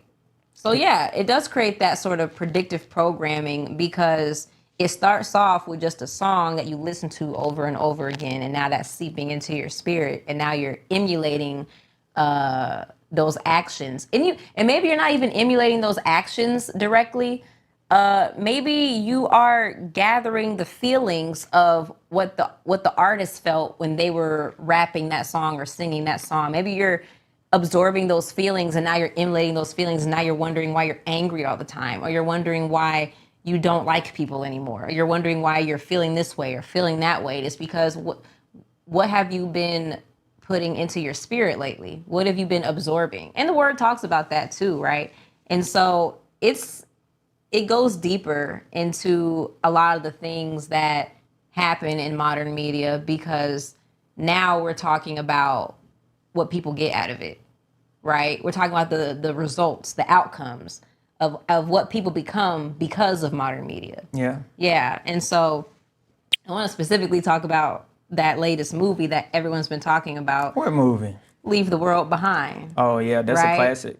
Already. The Obamas did their thing on that one. Nah, we gotta ask ourselves why that's predictive programming right there. Because why did the Obamas produce that? Yeah.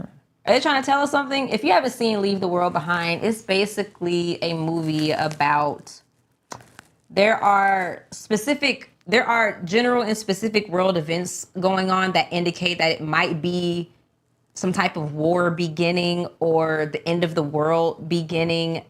And it's very unclear about what's happening in the world, but we're following one family that is experiencing these things.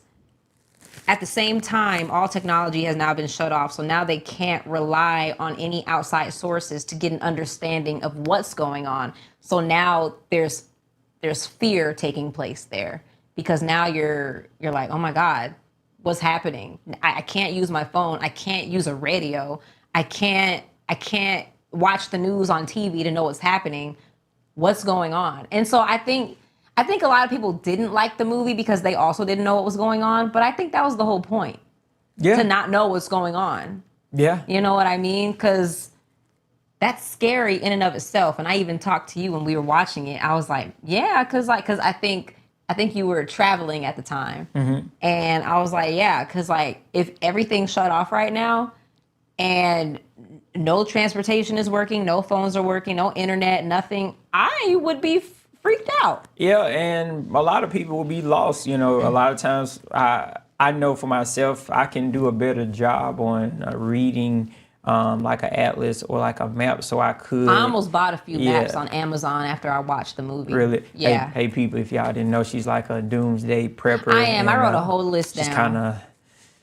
I wrote a whole list down of items that I might need in that case because I was like, I don't want to be caught slipping. Yeah, she's kind of. I wrote down maps as one of them. She's kind of peculiar. We are a peculiar people. Yeah, she's peculiar in a good way. She likes to stay prepared, but yeah. Leave the world behind. Yeah, no, it's one of those movies where you can you can take from it what you want to take out of it. The thing I took out of it was something that can really go back to that predictive programming aspect, which is the 3-step plan to topple a government from within. That was scary. Yes. Because it's true, right?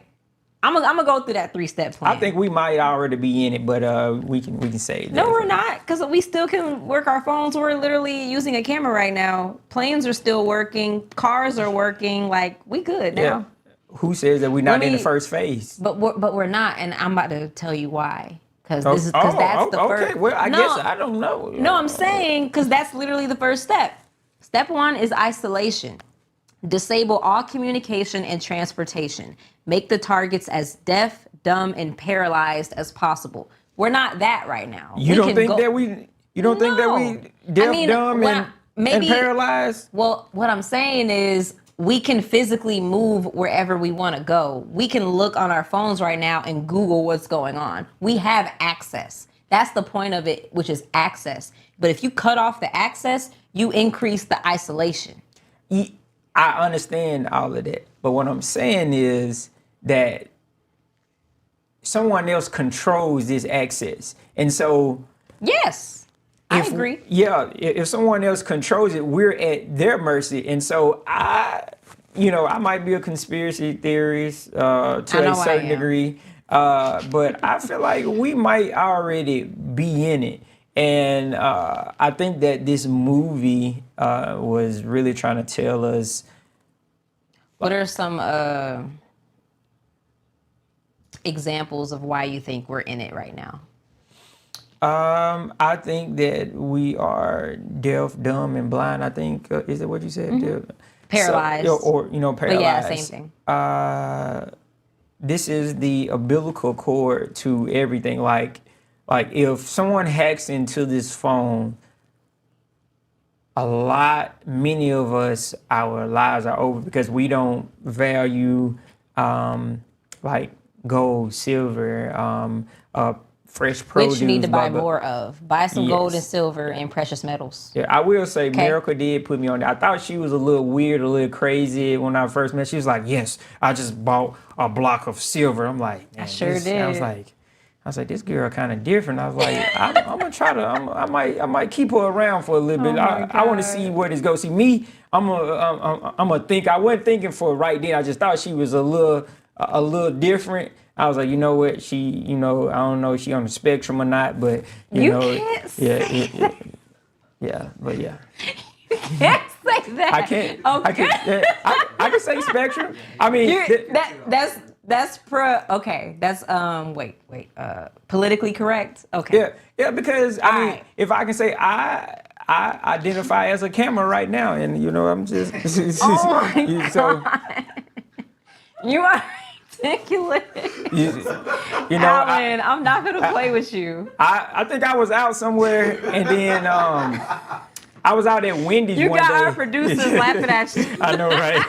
I was out at Wendy's one day, and then, I mean, my money was low as far as my budget. So you what? I identified as a kid to get a kid's meal. I completely understand. Yeah, they was like, sir, you not a... I was like, but I identify as a kid. I mean, it was like, sir, you were being unreasonable. I was like, really?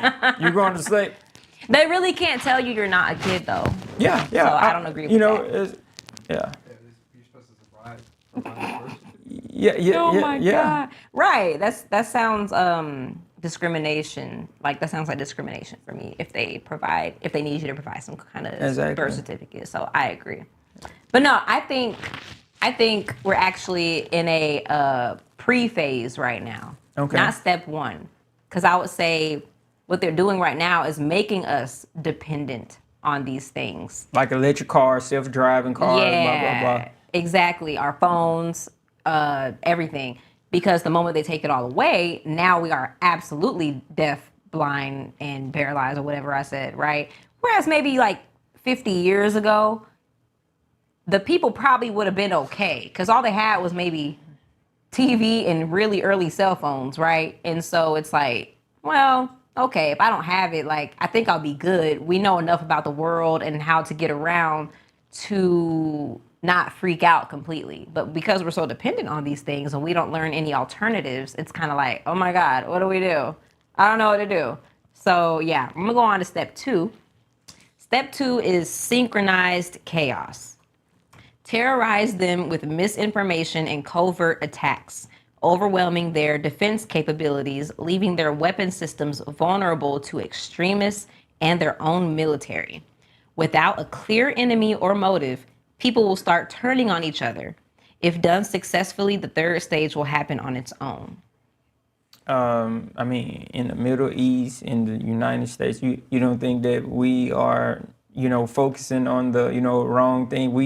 We're so focused on people's pronouns and stuff that we not even noticing that we got I forgot who it was, but they're over there just getting ready. They're like, oh yeah, y'all keep doing that stupid stuff and I know. Hey, don't think that this stuff isn't, like, I would say that whether other countries isn't watching, even the United States self-implode. I mean, to me, it's becoming like the Absolutely. Roman Empire. Yes, people. The quickest way to people- destruction is self-destruction. Yeah. And, because when a country or a government, which this all ties into, kingdom.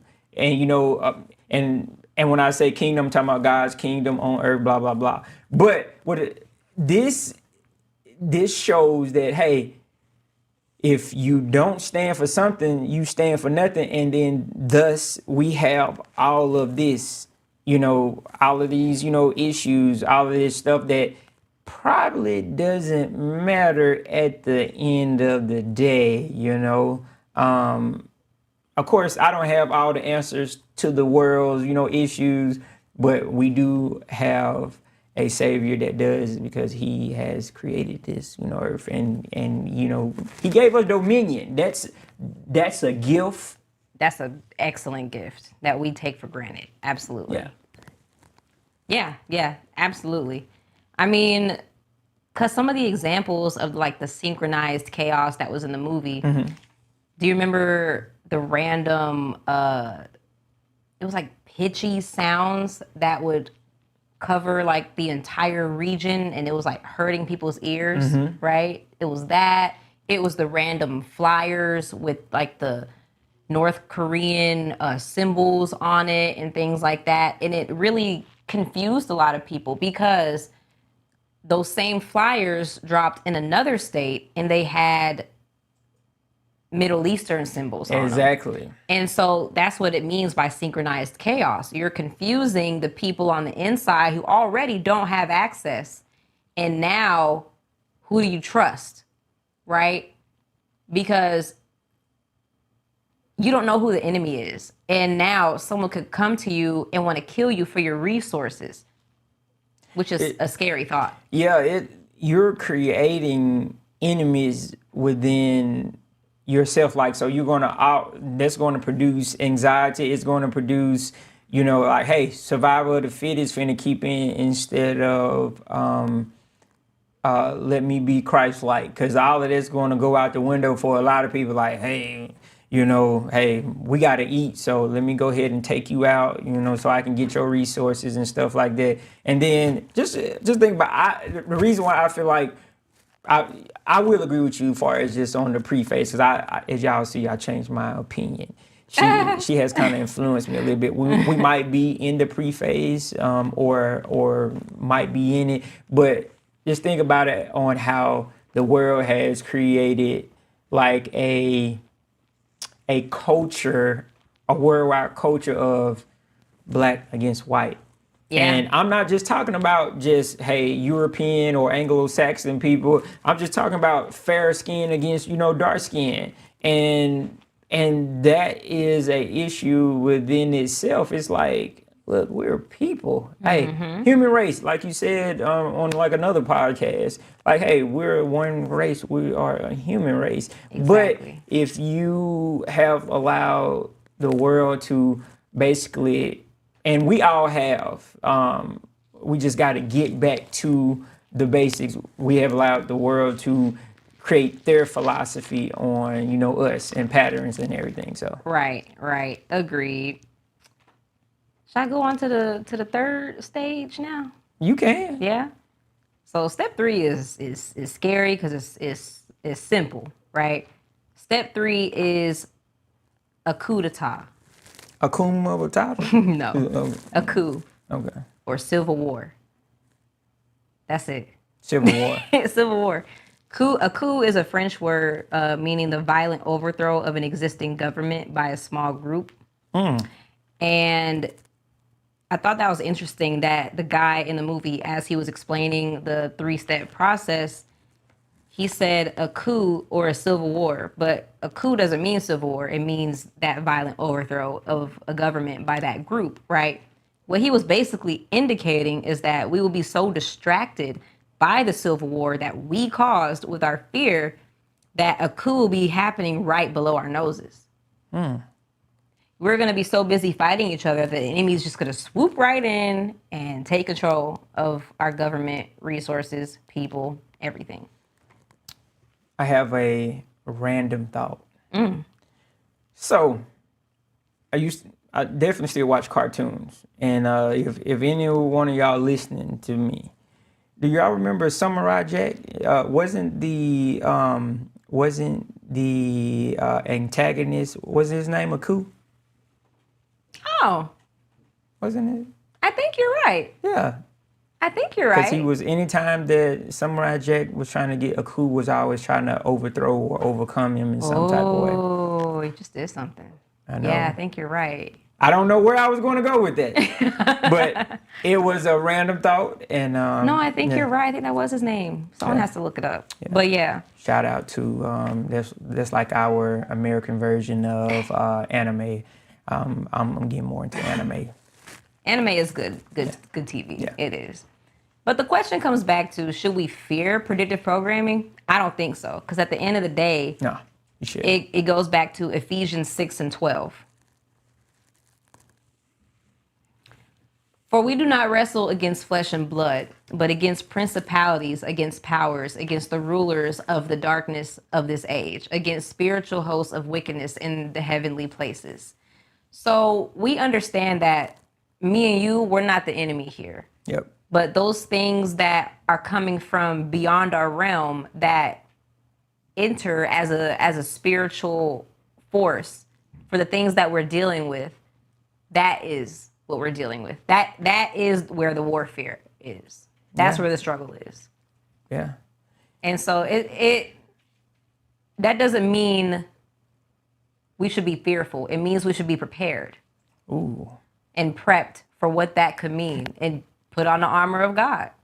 Exactly. So it's like, at the end of the day, we need to be prepped and ready for what it means to fight in this spiritual warfare that God already told us we'd be in as we live here on this earth, right? And how we fight that is knowledge, learning more, digging and diving into the word more, and also being around people that are great spiritual leaders, and also have that background of not being perfect, but understanding that we should imitate and emulate the one that was perfect, and be able to use our resources in a way that we can give that glory back, because everything that we actually get and receive, we should give it all back to God. And that mindset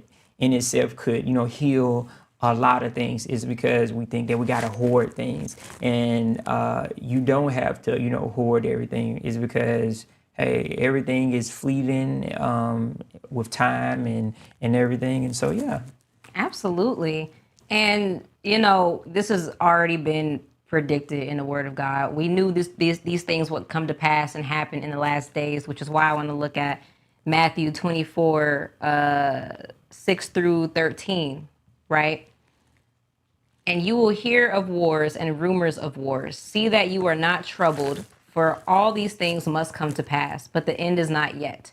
For nation will rise against nation and kingdom against kingdom, and there will be famines. What's that word?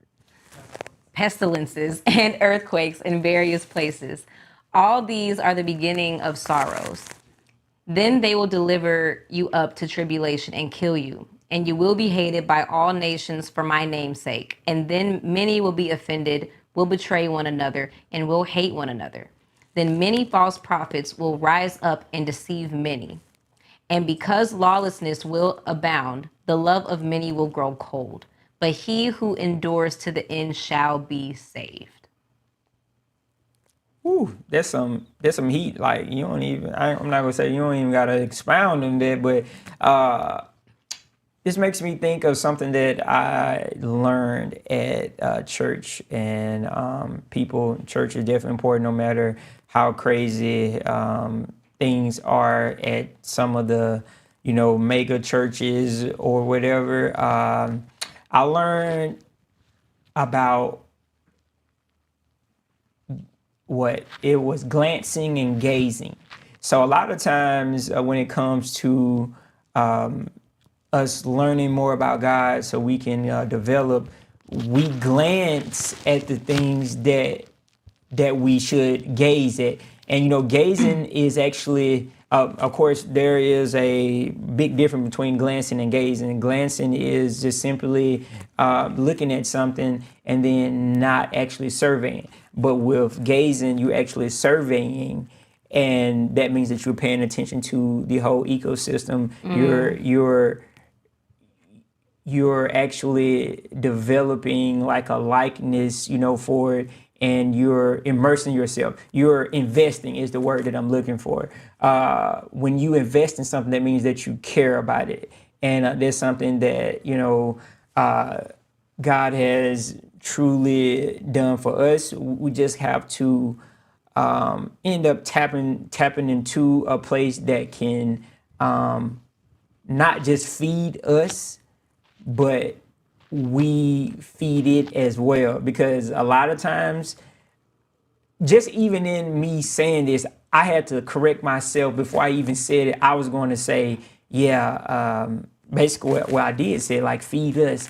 That in itself, a lot of times when people go and learn or even reading the word that was, on the screen is, well, how is it going to help me? No, what are you going to bring into it so you can push forward the kingdom?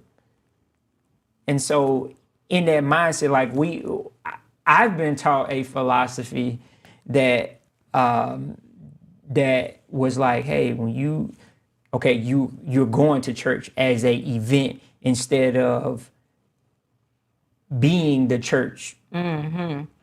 This is a temple. Yes, this is a physical body, but within that physical body, there is a spirit, there is a purpose, there is a lot of things. And so you're going to learn that as you, grow and everything. I didn't even know that. I'm like, man, I'm actually, I can truly say personally that I've gained the fire back that I had in college for God's kingdom. And there's something that I haven't had in a while. Yeah. And so I know that it's a feeling, but it's also more than just a feeling. It's a lifestyle that I was like, hey, I want other people to feel this. Is because once you get it, you're like, oh God, so this is what you want from us. Like, we've been looking at it all wrong. We've been battling against each other. Oh, my black and white brother, my, or my Latina sister, and this group against this group. And man, it will open up your eyes. It really will. And it's like, once we know what the actual battle is, like it says in Ephesians and in Matthew, we can be prepared for it, and we can armor ourselves with the things that we need in order to fight the good fight, right? But that means we have to be aware of what's going on by getting into our word and studying these things. But we're getting to a point in the world where it looks like we're actually becoming desensitized to sin and all the works of Satan in general. But we're going to discuss that when we come back. All right. Break with algorithm.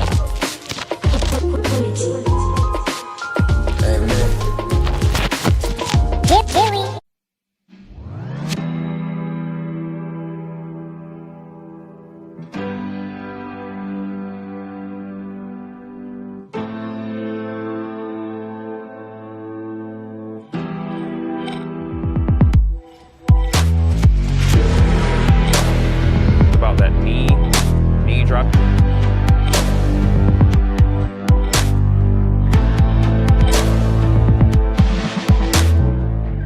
We're going to work through this track meet in Birmingham, get ready for the Nationals, and hope to put in a good performance.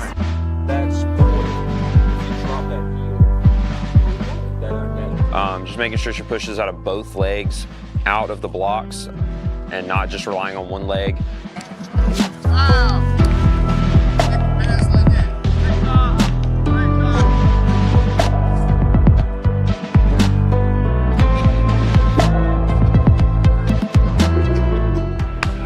Let's go do it.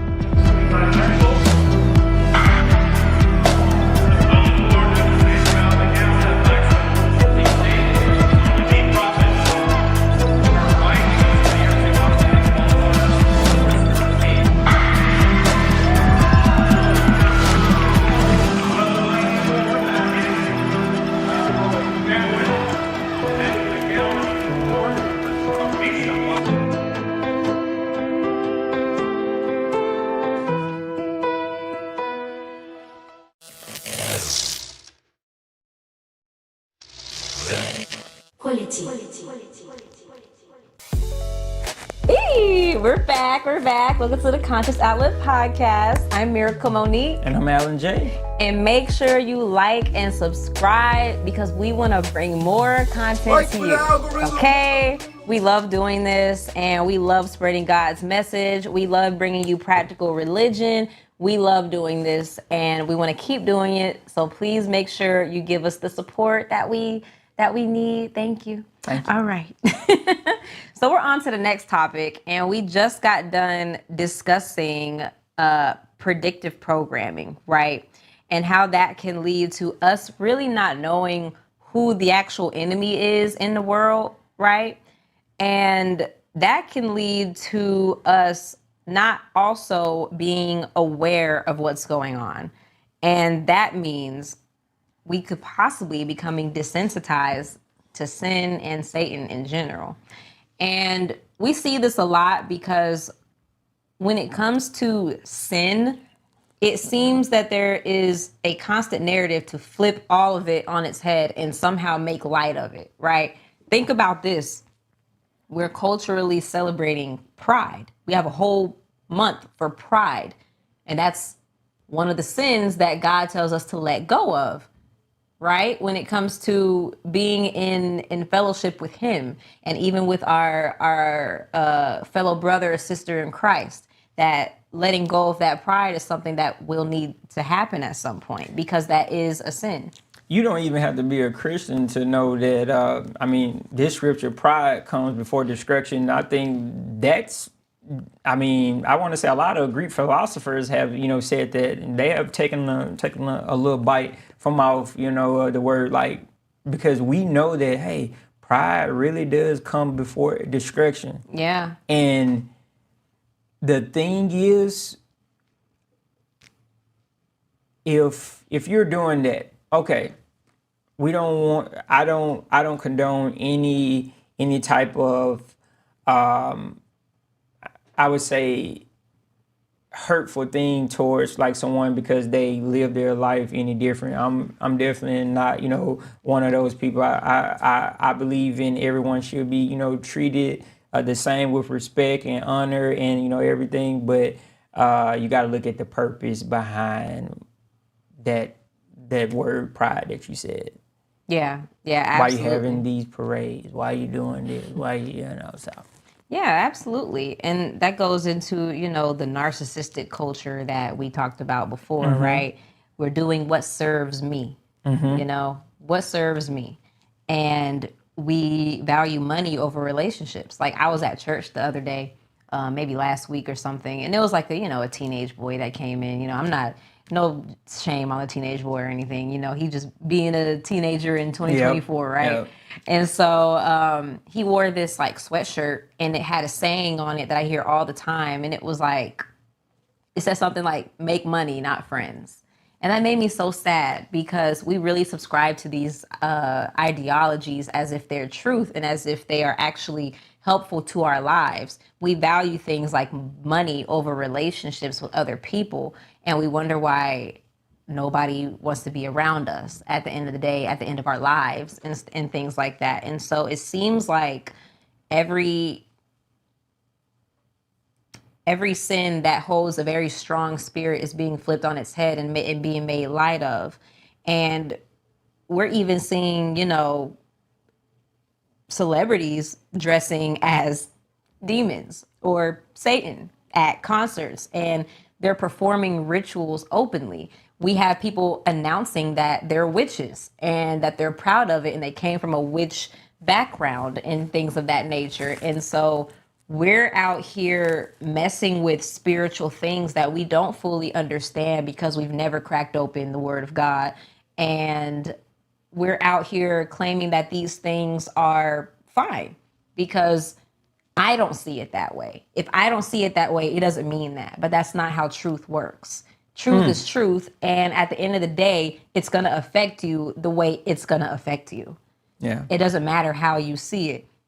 Because, for example, right, this Taylor Swift video, this little clip of, it's like one of her concerts, and I forgot what clip I sent. I think it was the clip where people were noticing that people were like fainting at her concerts. And this is the same tour that she just had, the Eras tour, I think, where people were fainting and she was like performing like witchcraft on stage openly. And I think she even said that she was too. It was like a witch coven on stage and everything. Yeah. And people were also saying that they were getting amnesia from the concert as well. Like there were parts of the concert that they could not remember. What? Yeah. That is crazy. I know.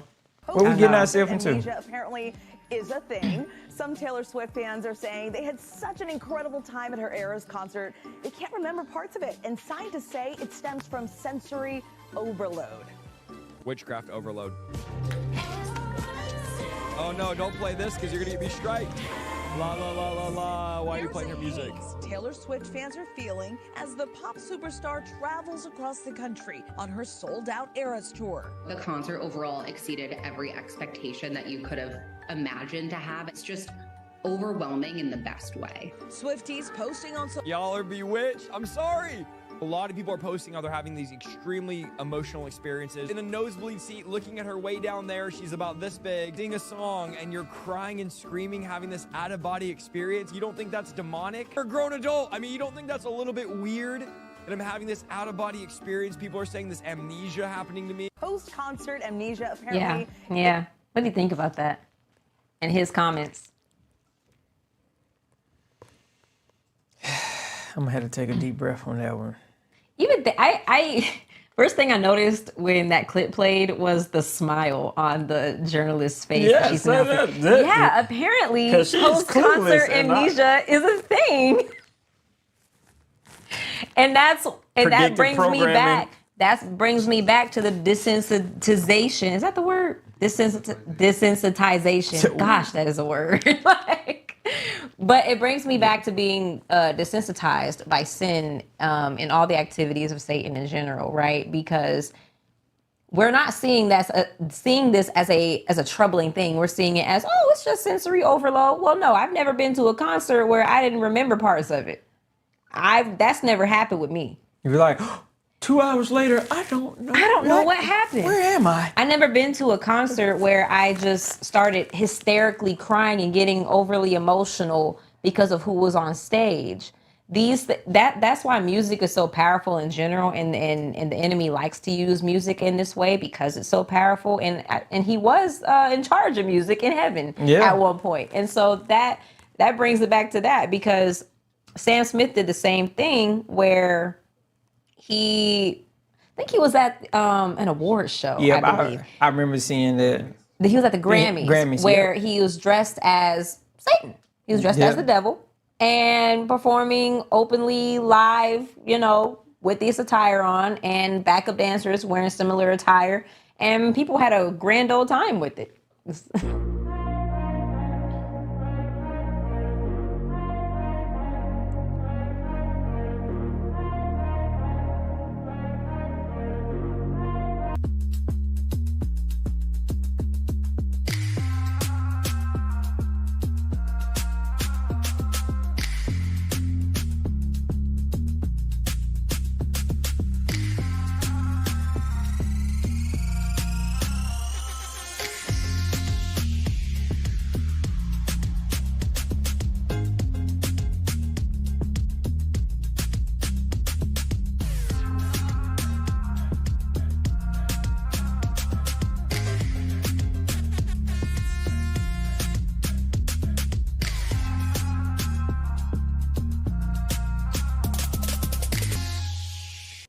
Yeah.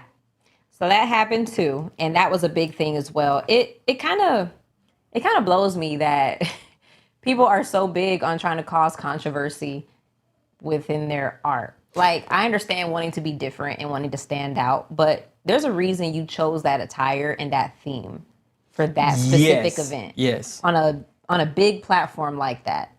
There's a reason you did that. And you might not even fully understand what that reason is, because honestly, this is a play on the enemy inserting his agenda into your thoughts and your spirit, whereas you think you're just being artsy and free and whatever you're doing, and you're celebrating yourself and you're celebrating your art, and you think it's all innocent, right? And so that's why I say we're becoming desensitized to it, because now we're looking at this as another form of art. We're looking at symbols of Satan, and even Satanism as a practice. We're looking at symbols of that as a form of art. And you looking at the manifestation of what he's given himself to from a spiritual standpoint. So I just pulled up, I think it's like a 2015 or maybe a earlier picture of Sam Smith prior to him giving. Oh yeah, he used to look normal. Look at that. Look at that. That's him. He used to look normal, right? He looks like a normal, that's what Hollywood fella, would do to you. Next door, that I was like, hey man, yeah, I hang out with you now. Now your hips is thicker than Beyonce's and Shakira's. So I'm like, what is going on? I know, we gotta pray for these people for real, because this is so troubling. Because Sam Smith did not always look this way, act this way, and his songs weren't even. I mean, I was vibing with some of his songs. No, his songs, like, when he first came out, they were very beautiful. Yeah, they were very beautiful. Now it's distasteful to me or whatever, because I'm like, now okay, do your thing, but it's showing their allegiance to whatever that they. Prime example. Look at that. He looks like a nice looking young man, don't he? And now he's half naked, dressed as Satan on stage. Yeah, that's crazy. Looking like nah, I ain't gonna say that word. Yeah. I don't know what you about to say. I didn't even know what I was about to say, but go ahead. Oh my God. I also want to show this clip of Doja Cat, right? Because she's been very controversial lately. When she basically rebranded herself, she told all her fans to get lost, rebranded herself, and said, I'm about to start making a different kind of music. She came out first with Attention. I like that song. I thought it was a good song.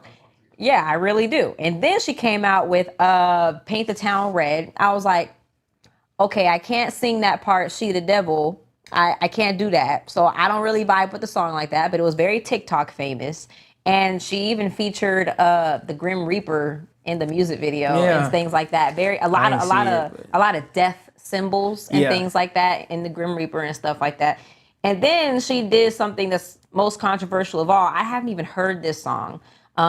because I haven't physically heard the music of this song because I didn't even want this song in my spirit at all because she was literally dressed as a black demon climbing wall. Like, have you seen it? No. You haven't? No. You don't need to see it. But she was dressed as a demon. She had the horns, the tail. She was all black. She had the claws and the teeth, like the fangs and everything. Like, she looked like she came out the pits of hell. She did.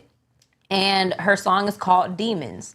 She even had the girl who played Wednesday back in like the 90s on that From movie. the Addams Family? From the Addams Family. Yeah, exactly. She had the woman that played that's what she looked like. I saw that. I saw that image before. Yeah, exactly. Yeah, I'm not gonna lie. That's pretty scary. I mean, it's very scary, and I don't even like looking at it for too long, to be completely honest, because it does make me uncomfortable. And I even had a conversation with a friend who was like, "Well, she doesn't mean it that way," and I'm like, "I'm sure she doesn't." In fact, she has a clip where she talks about how she means it, and it's not like she means it that way. So we're gonna check that out. And I'm sure you see it on social media. You know, our industry, the entertainment industry, is always like tied to like this like Illuminati, Satan worship, boom. And so then popular person comes out looking like Satan. Here they go again, promoting this Satanism and et cetera, et cetera. Somebody like myself goes, nah, they're just doing art. She's trying to scare y'all because she knows that you're gonna have some visceral reaction to this imagery. Or I'm minding my fucking business.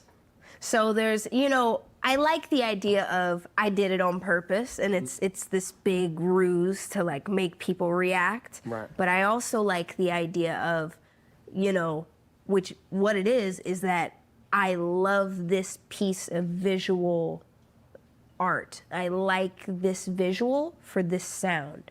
So I chose that visual and I applied it to the sound, and people made up what they want, which is what you do with art. You interpret it how you want to interpret it. Everybody has the right to interpret it how they want, but this whole like you're a Satanist, very confident Satanism thing is like, I'm sorry, when the fuck did I say that I was a Satanist? Right. When did I ever say anything, or even go marching outside the church talking about, no, when the did I say that? And yeah. So what gets me about that is when she starts with saying, or I'm minding my business. Ma'am, you didn't just make the music video and hide it in your archives. You put this out for the public to see, view, and perceive in the way that they do, right? And this is, she actually has some imagery in her Attention music video too, the song that I said that I liked, right? And it just goes back to kind of a lot of what the industry is doing when it comes to these artists. They are making it seem like these symbols are for artist's sake, for artistry's sake, right? Whereas you're putting it out there for people to see. You're putting it out there for people to perceive as how they do, right? And you want to say that we shouldn't take it seriously and that you're not a Satanist. You don't have to say that you're a Satanist to be one, because Satanism doesn't mean you worship Satan. It actually means you worship yourself. Ooh. That's the She's cooking. That is the ideology behind Satanism. It's self-idolatry. Yeah. That's what it is. It doesn't mean you sit and give tithes and offerings to Satan. It doesn't mean that. It literally means you see yourself as God. That's what it means. And even then, like, that's exactly the culture we live in right now. And you're putting out these images that celebrate this kind of thing. I'm sorry, but if it talks like a duck, walks like a duck, and looks like a duck, it's a duck. Quack, quack. That's what it is. So yeah, what do you think about that? Yeah, I think she said a lot without saying things, and I can tell when people are not saying that, because I mean I do this when I'm talking on a platform, like she was truly thinking about what she was going to say. Yeah. And when I was watching her, I was listening to what she was saying, but I was really trying to capture what type of spirit that she was feeding off to be able to give us what she gave us, far as her rebuttal or comment towards his, questioning. Because, I mean, I think that she is, in my opinion, just from her makeup, she seemed more of a tortured person more than anything. And I was also looking at the tattoos on her arm. I was trying to find out what that one specific one was, and it looks like some devils, but I can't call it. But with that, I don't buy it. Like, she may not know 100% what she's doing, but a lot of times behind the scenes, they actually influence them to do this. Oh yeah, do this. This should be. Absolutely. Like, people don't take it seriously, but it's real because these celebrities and artists, they're still using the imagery, visuals, auditory responses, and likeness that represents these evils. It's kind of like, like I said earlier, have you ever had a moment where you couldn't get an annoying song out of your head, right? It's the same deal with how these things can simmer in your spirit. And, we talk about things like, it's so funny how we could sit on both sides of the coin and act like they're not contradictory. Because culturally, especially with Black people in particular, we talk about the way degenerate rap lyrics affect our young boys and young girls. And at the same time, we don't want to take seriously the images of Satan. It's weird. And the stuff is real, whether we want to believe it or not. And indulging in whatever makes you feel good is Satanism, again, because it's self-fulfillment. And it may be for giggles. It may not be real to you. It's just a cute thing, you're participating in. That's kind of what she's indicating. I like this, so I chose this. Why do you like it? Because, okay, what if someone decide to tattoo KKK or the Nazi symbol on themselves? Yeah. Well, they like it. They chose it. What's the problem, right? It doesn't mean what you think it means to them. They just like the symbol. Yeah. It doesn't mean that to them. Oh, now it does. Now it does. Okay. Representation. You can't pick and choose when something represents something else. Because at the end of the day, it just does. And let's say, she's the type to even do that and she doesn't care, Again, why are those specific symbols cute to you? Why those? Do you ever dive deep into the mindset that you have of yourself as to why you think those things are resonating with you and your spirit? Like, you don't think that's a problem? It seems she's in a state of rebellion right now. Because why did you just so happen to choose symbols that represent all the evil discussed within the view of Christianity? Why specifically that? Muslims have demons too that you could have chosen from. There are other religions that you could have represented. Hinduism or whatever. Exactly. So why I think she had pentagons on her arm too, I think. Yeah. Yeah. And like, even in her what video is that? The Paint the Town Red music video. Why specifically the apple? Why the fruit, right? Like the fruit represented in the Bible. Why the Grim Reaper? Because within her spirit, these things resonate with her, like I said. And so why do they resonate? Because currently her spirit is in a darker place. And that's very obvious from like what you were saying, like from her makeup to her tattoos, she's very tortured right now. And you see like humans like us can be really just ignorant, that we often believe that we are in full control of everything. Ooh. And that we get to choose what means what to us. But I'm sorry to tell you that that's just not true. Everything had meaning and was set in motion before we even got here. And so, yes, we were given dominion, absolutely. But we had to be given that. Yep. We are not the creators. We are the gatekeepers of all these other spirits and forces, because we are the portals to these things entering Earth. And we've allowed a lot of them to come here. Yeah. And the funny thing is, you don't even have to be quote unquote Christian to believe you know, what they're, you know, doing. So the thing is, even for the super just spiritual people, like, hey, you know, energy is everything. What type of energy is that promoting? Just answer the question. What type of energy is that for the New Agers. Is it a positive energy where the moon and rocks is just going to give you good energy? Why do people burn sage? If there's a bad energy, why do you do? Yeah. So is that going to promote a good energy based on historical? We can take the Bible out of it based on just historical, you know, facts or just stories. The devil or images like that was always considered of a not so good spirit. Yeah. Or not so good energy. Like, come on now. We don't have to play. We all are smart enough and educated enough. If we can say, oh, look how precious that baby is when that baby is smiling at his dad. Like, that is so wholesome. Oh, look at this image of her crawling up walls and it's like, do you feel good when you look at that? Come on now. Come on. Yeah, exactly. We can go to the next thing. Exactly.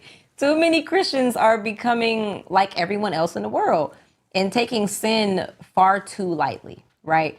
But Paul reminds us in Ephesians chapter 5, 7 through 14, therefore, do not be partakers with them. For you were once darkness, but now you are light in the Lord. Live as children of light. For the fruit of the light consists in all goodness, righteousness, and truth. And find out what pleases the Lord. Have nothing to do with the fruitless deeds of darkness, but rather expose them. It is shameful even to mention what the disobedient do in secret, but everything exposed by the light becomes visible, and everything that is illuminated becomes a light. This is what it said. Wake up, sleeper, rise from the dead, and Christ will shine on you. Come on with the come on. And that's that on that. Because the thing about it, again, there's a reason we were called out of the darkness and into his marvelous light, because we needed to. Oh, there's more. Sorry. But yeah. And so with that being said, we have to understand why we're in the place that we are now and understand that Jesus is the one that can take us out of that light and why we're there in the first place. Any final thoughts on that? I think you said it all. Yeah. Hey, if you're asleep, you probably need to definitely wake up. I mean, it's common sense to some degree on the distractions, on the blatant disrespect that I would say that's directed towards Christianity, that's directed towards the cross. It's really an open road call. It's like, hey, I'm gonna need y'all to choose which side y'all gonna be on. And I think, in my opinion, this could be a way that you know, God is like, okay, well, I'm gonna allow y'all to go and, you know, do your thing, you know, right now, because they think that they have a certain power. It's like, oh yeah, God is silent. He ain't doing nothing. But you know, hey, it's actually being exposed. It's nothing that is like, okay, if we didn't ever see this, everybody sees this or whatever. Yeah. And then you can't say that people are crazy or they're not conscious enough to understand that, hey, this is their outlet. I like the word plug. Yeah. We talked a lot about modern media, and a lot of people today are pleasantly surprisingly, trying to look for ways to hinder the influence that it is having on themselves and their children. So a lot of them are actually moving off grid. So I wonder if that is a practical solution to it all. Right when we come back. Like for the algorithm. Fight for the algorithm. All right, let's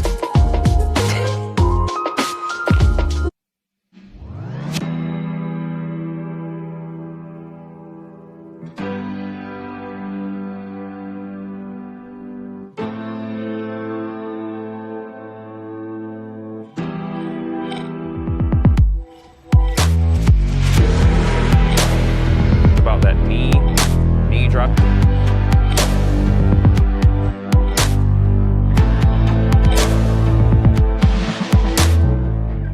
We're going to work through this track meet in Birmingham, get ready for the nationals, and hope to put in a good performance.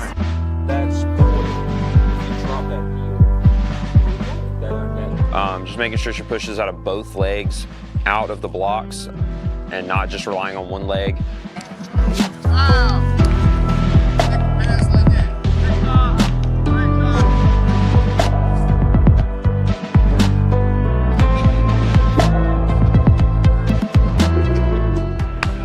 Let's go do it.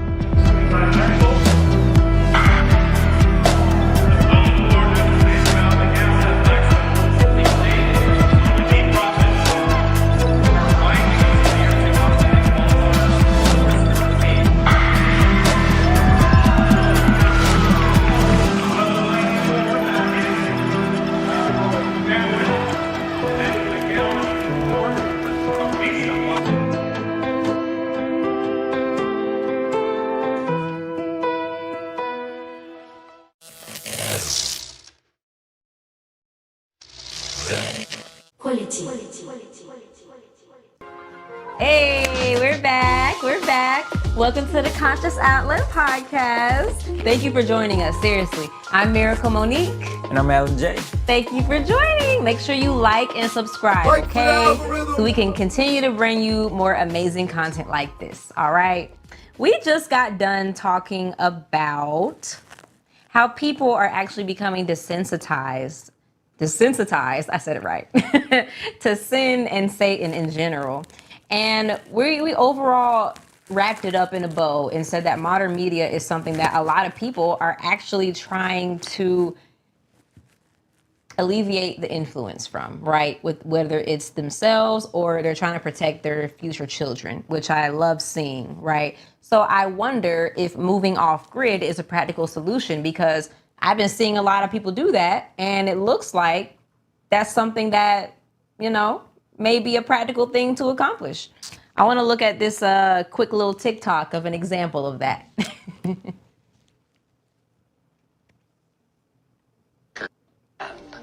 And his own water, that they don't want anybody living out in the boonies. Anybody that's got a couple of acres of land and his own water supply and can grow his own food and that kind of thing, or have some sheep or some chickens, these people are a threat to the collectivist society, because they aren't going to go to the politicians and say, please feed me, please clothe me, please give me shelter. They tend to be independent.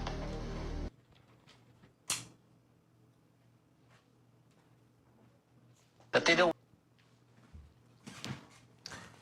Ooh, so what do you all think about that? That in itself, moving off the grid, I actually think that is a pretty good idea. I don't think that it would actually help out as much, but I think that it will definitely give a different perspective for autonomy and really just keeping your temple as clean as possible from a healthy standpoint. And so, of course, I will say, did people live longer back then, or were they more healthy? Actually, no, I think we live longer now. Okay. And I think what I think I read is based on modern medicine, though. Yes, it is. Not really healthy lifestyles, but more so the modern medicine concept. Yeah. Exactly. So I think living off the grid can help out, because you won't be kind of susceptible to all of the distractions and things of that nature. I think you want to really you can kind of get back to the basics of like, hey, family, Yeah. God, Yeah. family, and the thing I like most, food. Right? In that Good order, food. too. Yeah. I like that. No, seriously. I mean, I talk to you all the time about moving off grid and getting land and, doing things like that, right? It's an interesting concept because it's something that our generation really isn't used to doing because we just didn't grow up that way. And so it's interesting seeing everyone kind of gravitate towards this lifestyle that we've never had. And I think it really says a lot about the lifestyle that's being amplified in the media. All the cars and clothes and the high rises, and we're kind of tired of having to keep up with the Joneses all the time, you know? And so I think that's why we're seeing a push towards this thing becoming more of a reality because people want to get back to kind of what's simple, like you said. Less is more. Less is more, keeping God first and family, and then amazing natural food where you don't have to worry about a bunch of chemicals and messing up your hormones and lowering your sperm count. And like, you don't have to worry about things like that when you know it's in your food because you're growing it. You know what clothes are on your children's backs because you're making it. Like, I see why this lifestyle is attractive. And you're teaching your kids yourself instead of allowing, the world to influence it. Because, of course, they have their own philosophy or way that they want people to go. Just like schools, they actually, just the whole construct, the physical architecture of classes represents the same as prisons, and it hasn't changed in the past 70 years. So true. And so it was made for also, hey, we don't want you to be creative. We want you to get in these factories and work all day and go home, limited time with your family, and do it all over again. And don't ask no questions. And that's programming right there. It sure is. If you're doing the same thing over and over, that's a form of programming. It's like a sheep that used to have an electric fence. And in their mind, once the electric fence is taken away, it was a study done on that. Once they took that away, those sheep, those hundreds of sheep, thought that fence was still there. And so they didn't have to, need the electric fence to shock them anymore. It's because, like, hey, the routine. It's just like Pavlov's experiment. I learned it in high school to where I think it was a bell would ring. And so that bell ringing meant that the dogs would get food, right? Yeah. And then, so once that would happen, the dogs knew that, okay, bell ringing, meant that. And then one dog, when the bell rang, he was like, hey, man, I'm salivating over here and nothing ain't, I think you told me about this. Exactly. Yeah. I don't think I'm saying everything right, but y'all get the drift. Yeah, yeah. No, I definitely get it. Because I like I said, I see why this is so attractive to a lot of people. I mean, you heard me talk about it a bunch of times, right? So I had to come to an understanding within myself, though. And I realized I was doing a lot of things out of fear of what the world might do or become.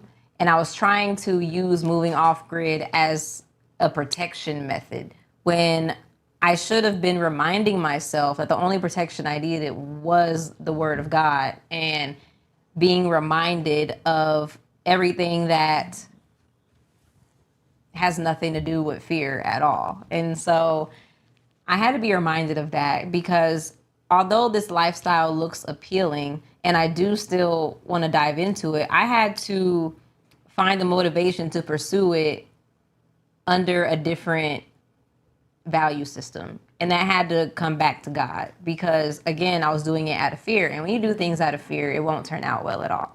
And so I had to get back to that because God wants us to pay attention to the word economy and not the world economy. Amen. Amen to that. And so I had to remind myself that no matter what the world does, as we see in, as we saw earlier in Ephesians, I think, it doesn't matter what the world does because it's already been prophesied. As long as, you know, we continue to seek the kingdom and seek him and all his righteousness, right?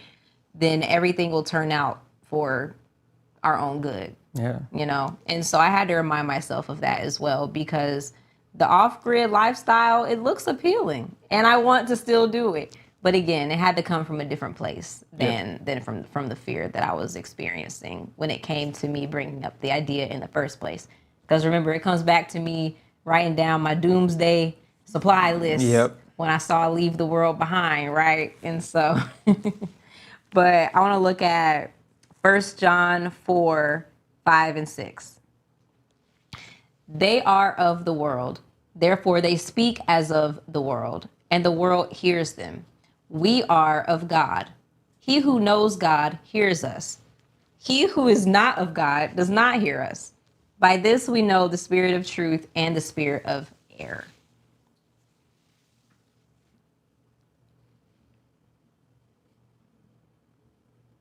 All right. If we look into the world systems for answers to all our problems, to help us through every adversity, we are removing God from the equation.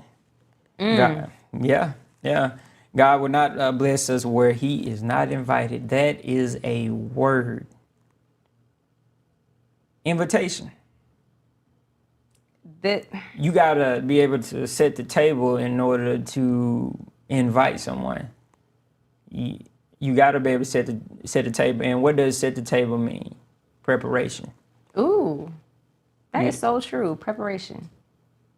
I like that. And you know, I think just kind of going back to what I said earlier, glancing and gazing, that is important when it comes into the kingdom. And so just everything with modern media and everything, we have to be conscious and definitely find the right outlet in order to listen to, in order to commune with.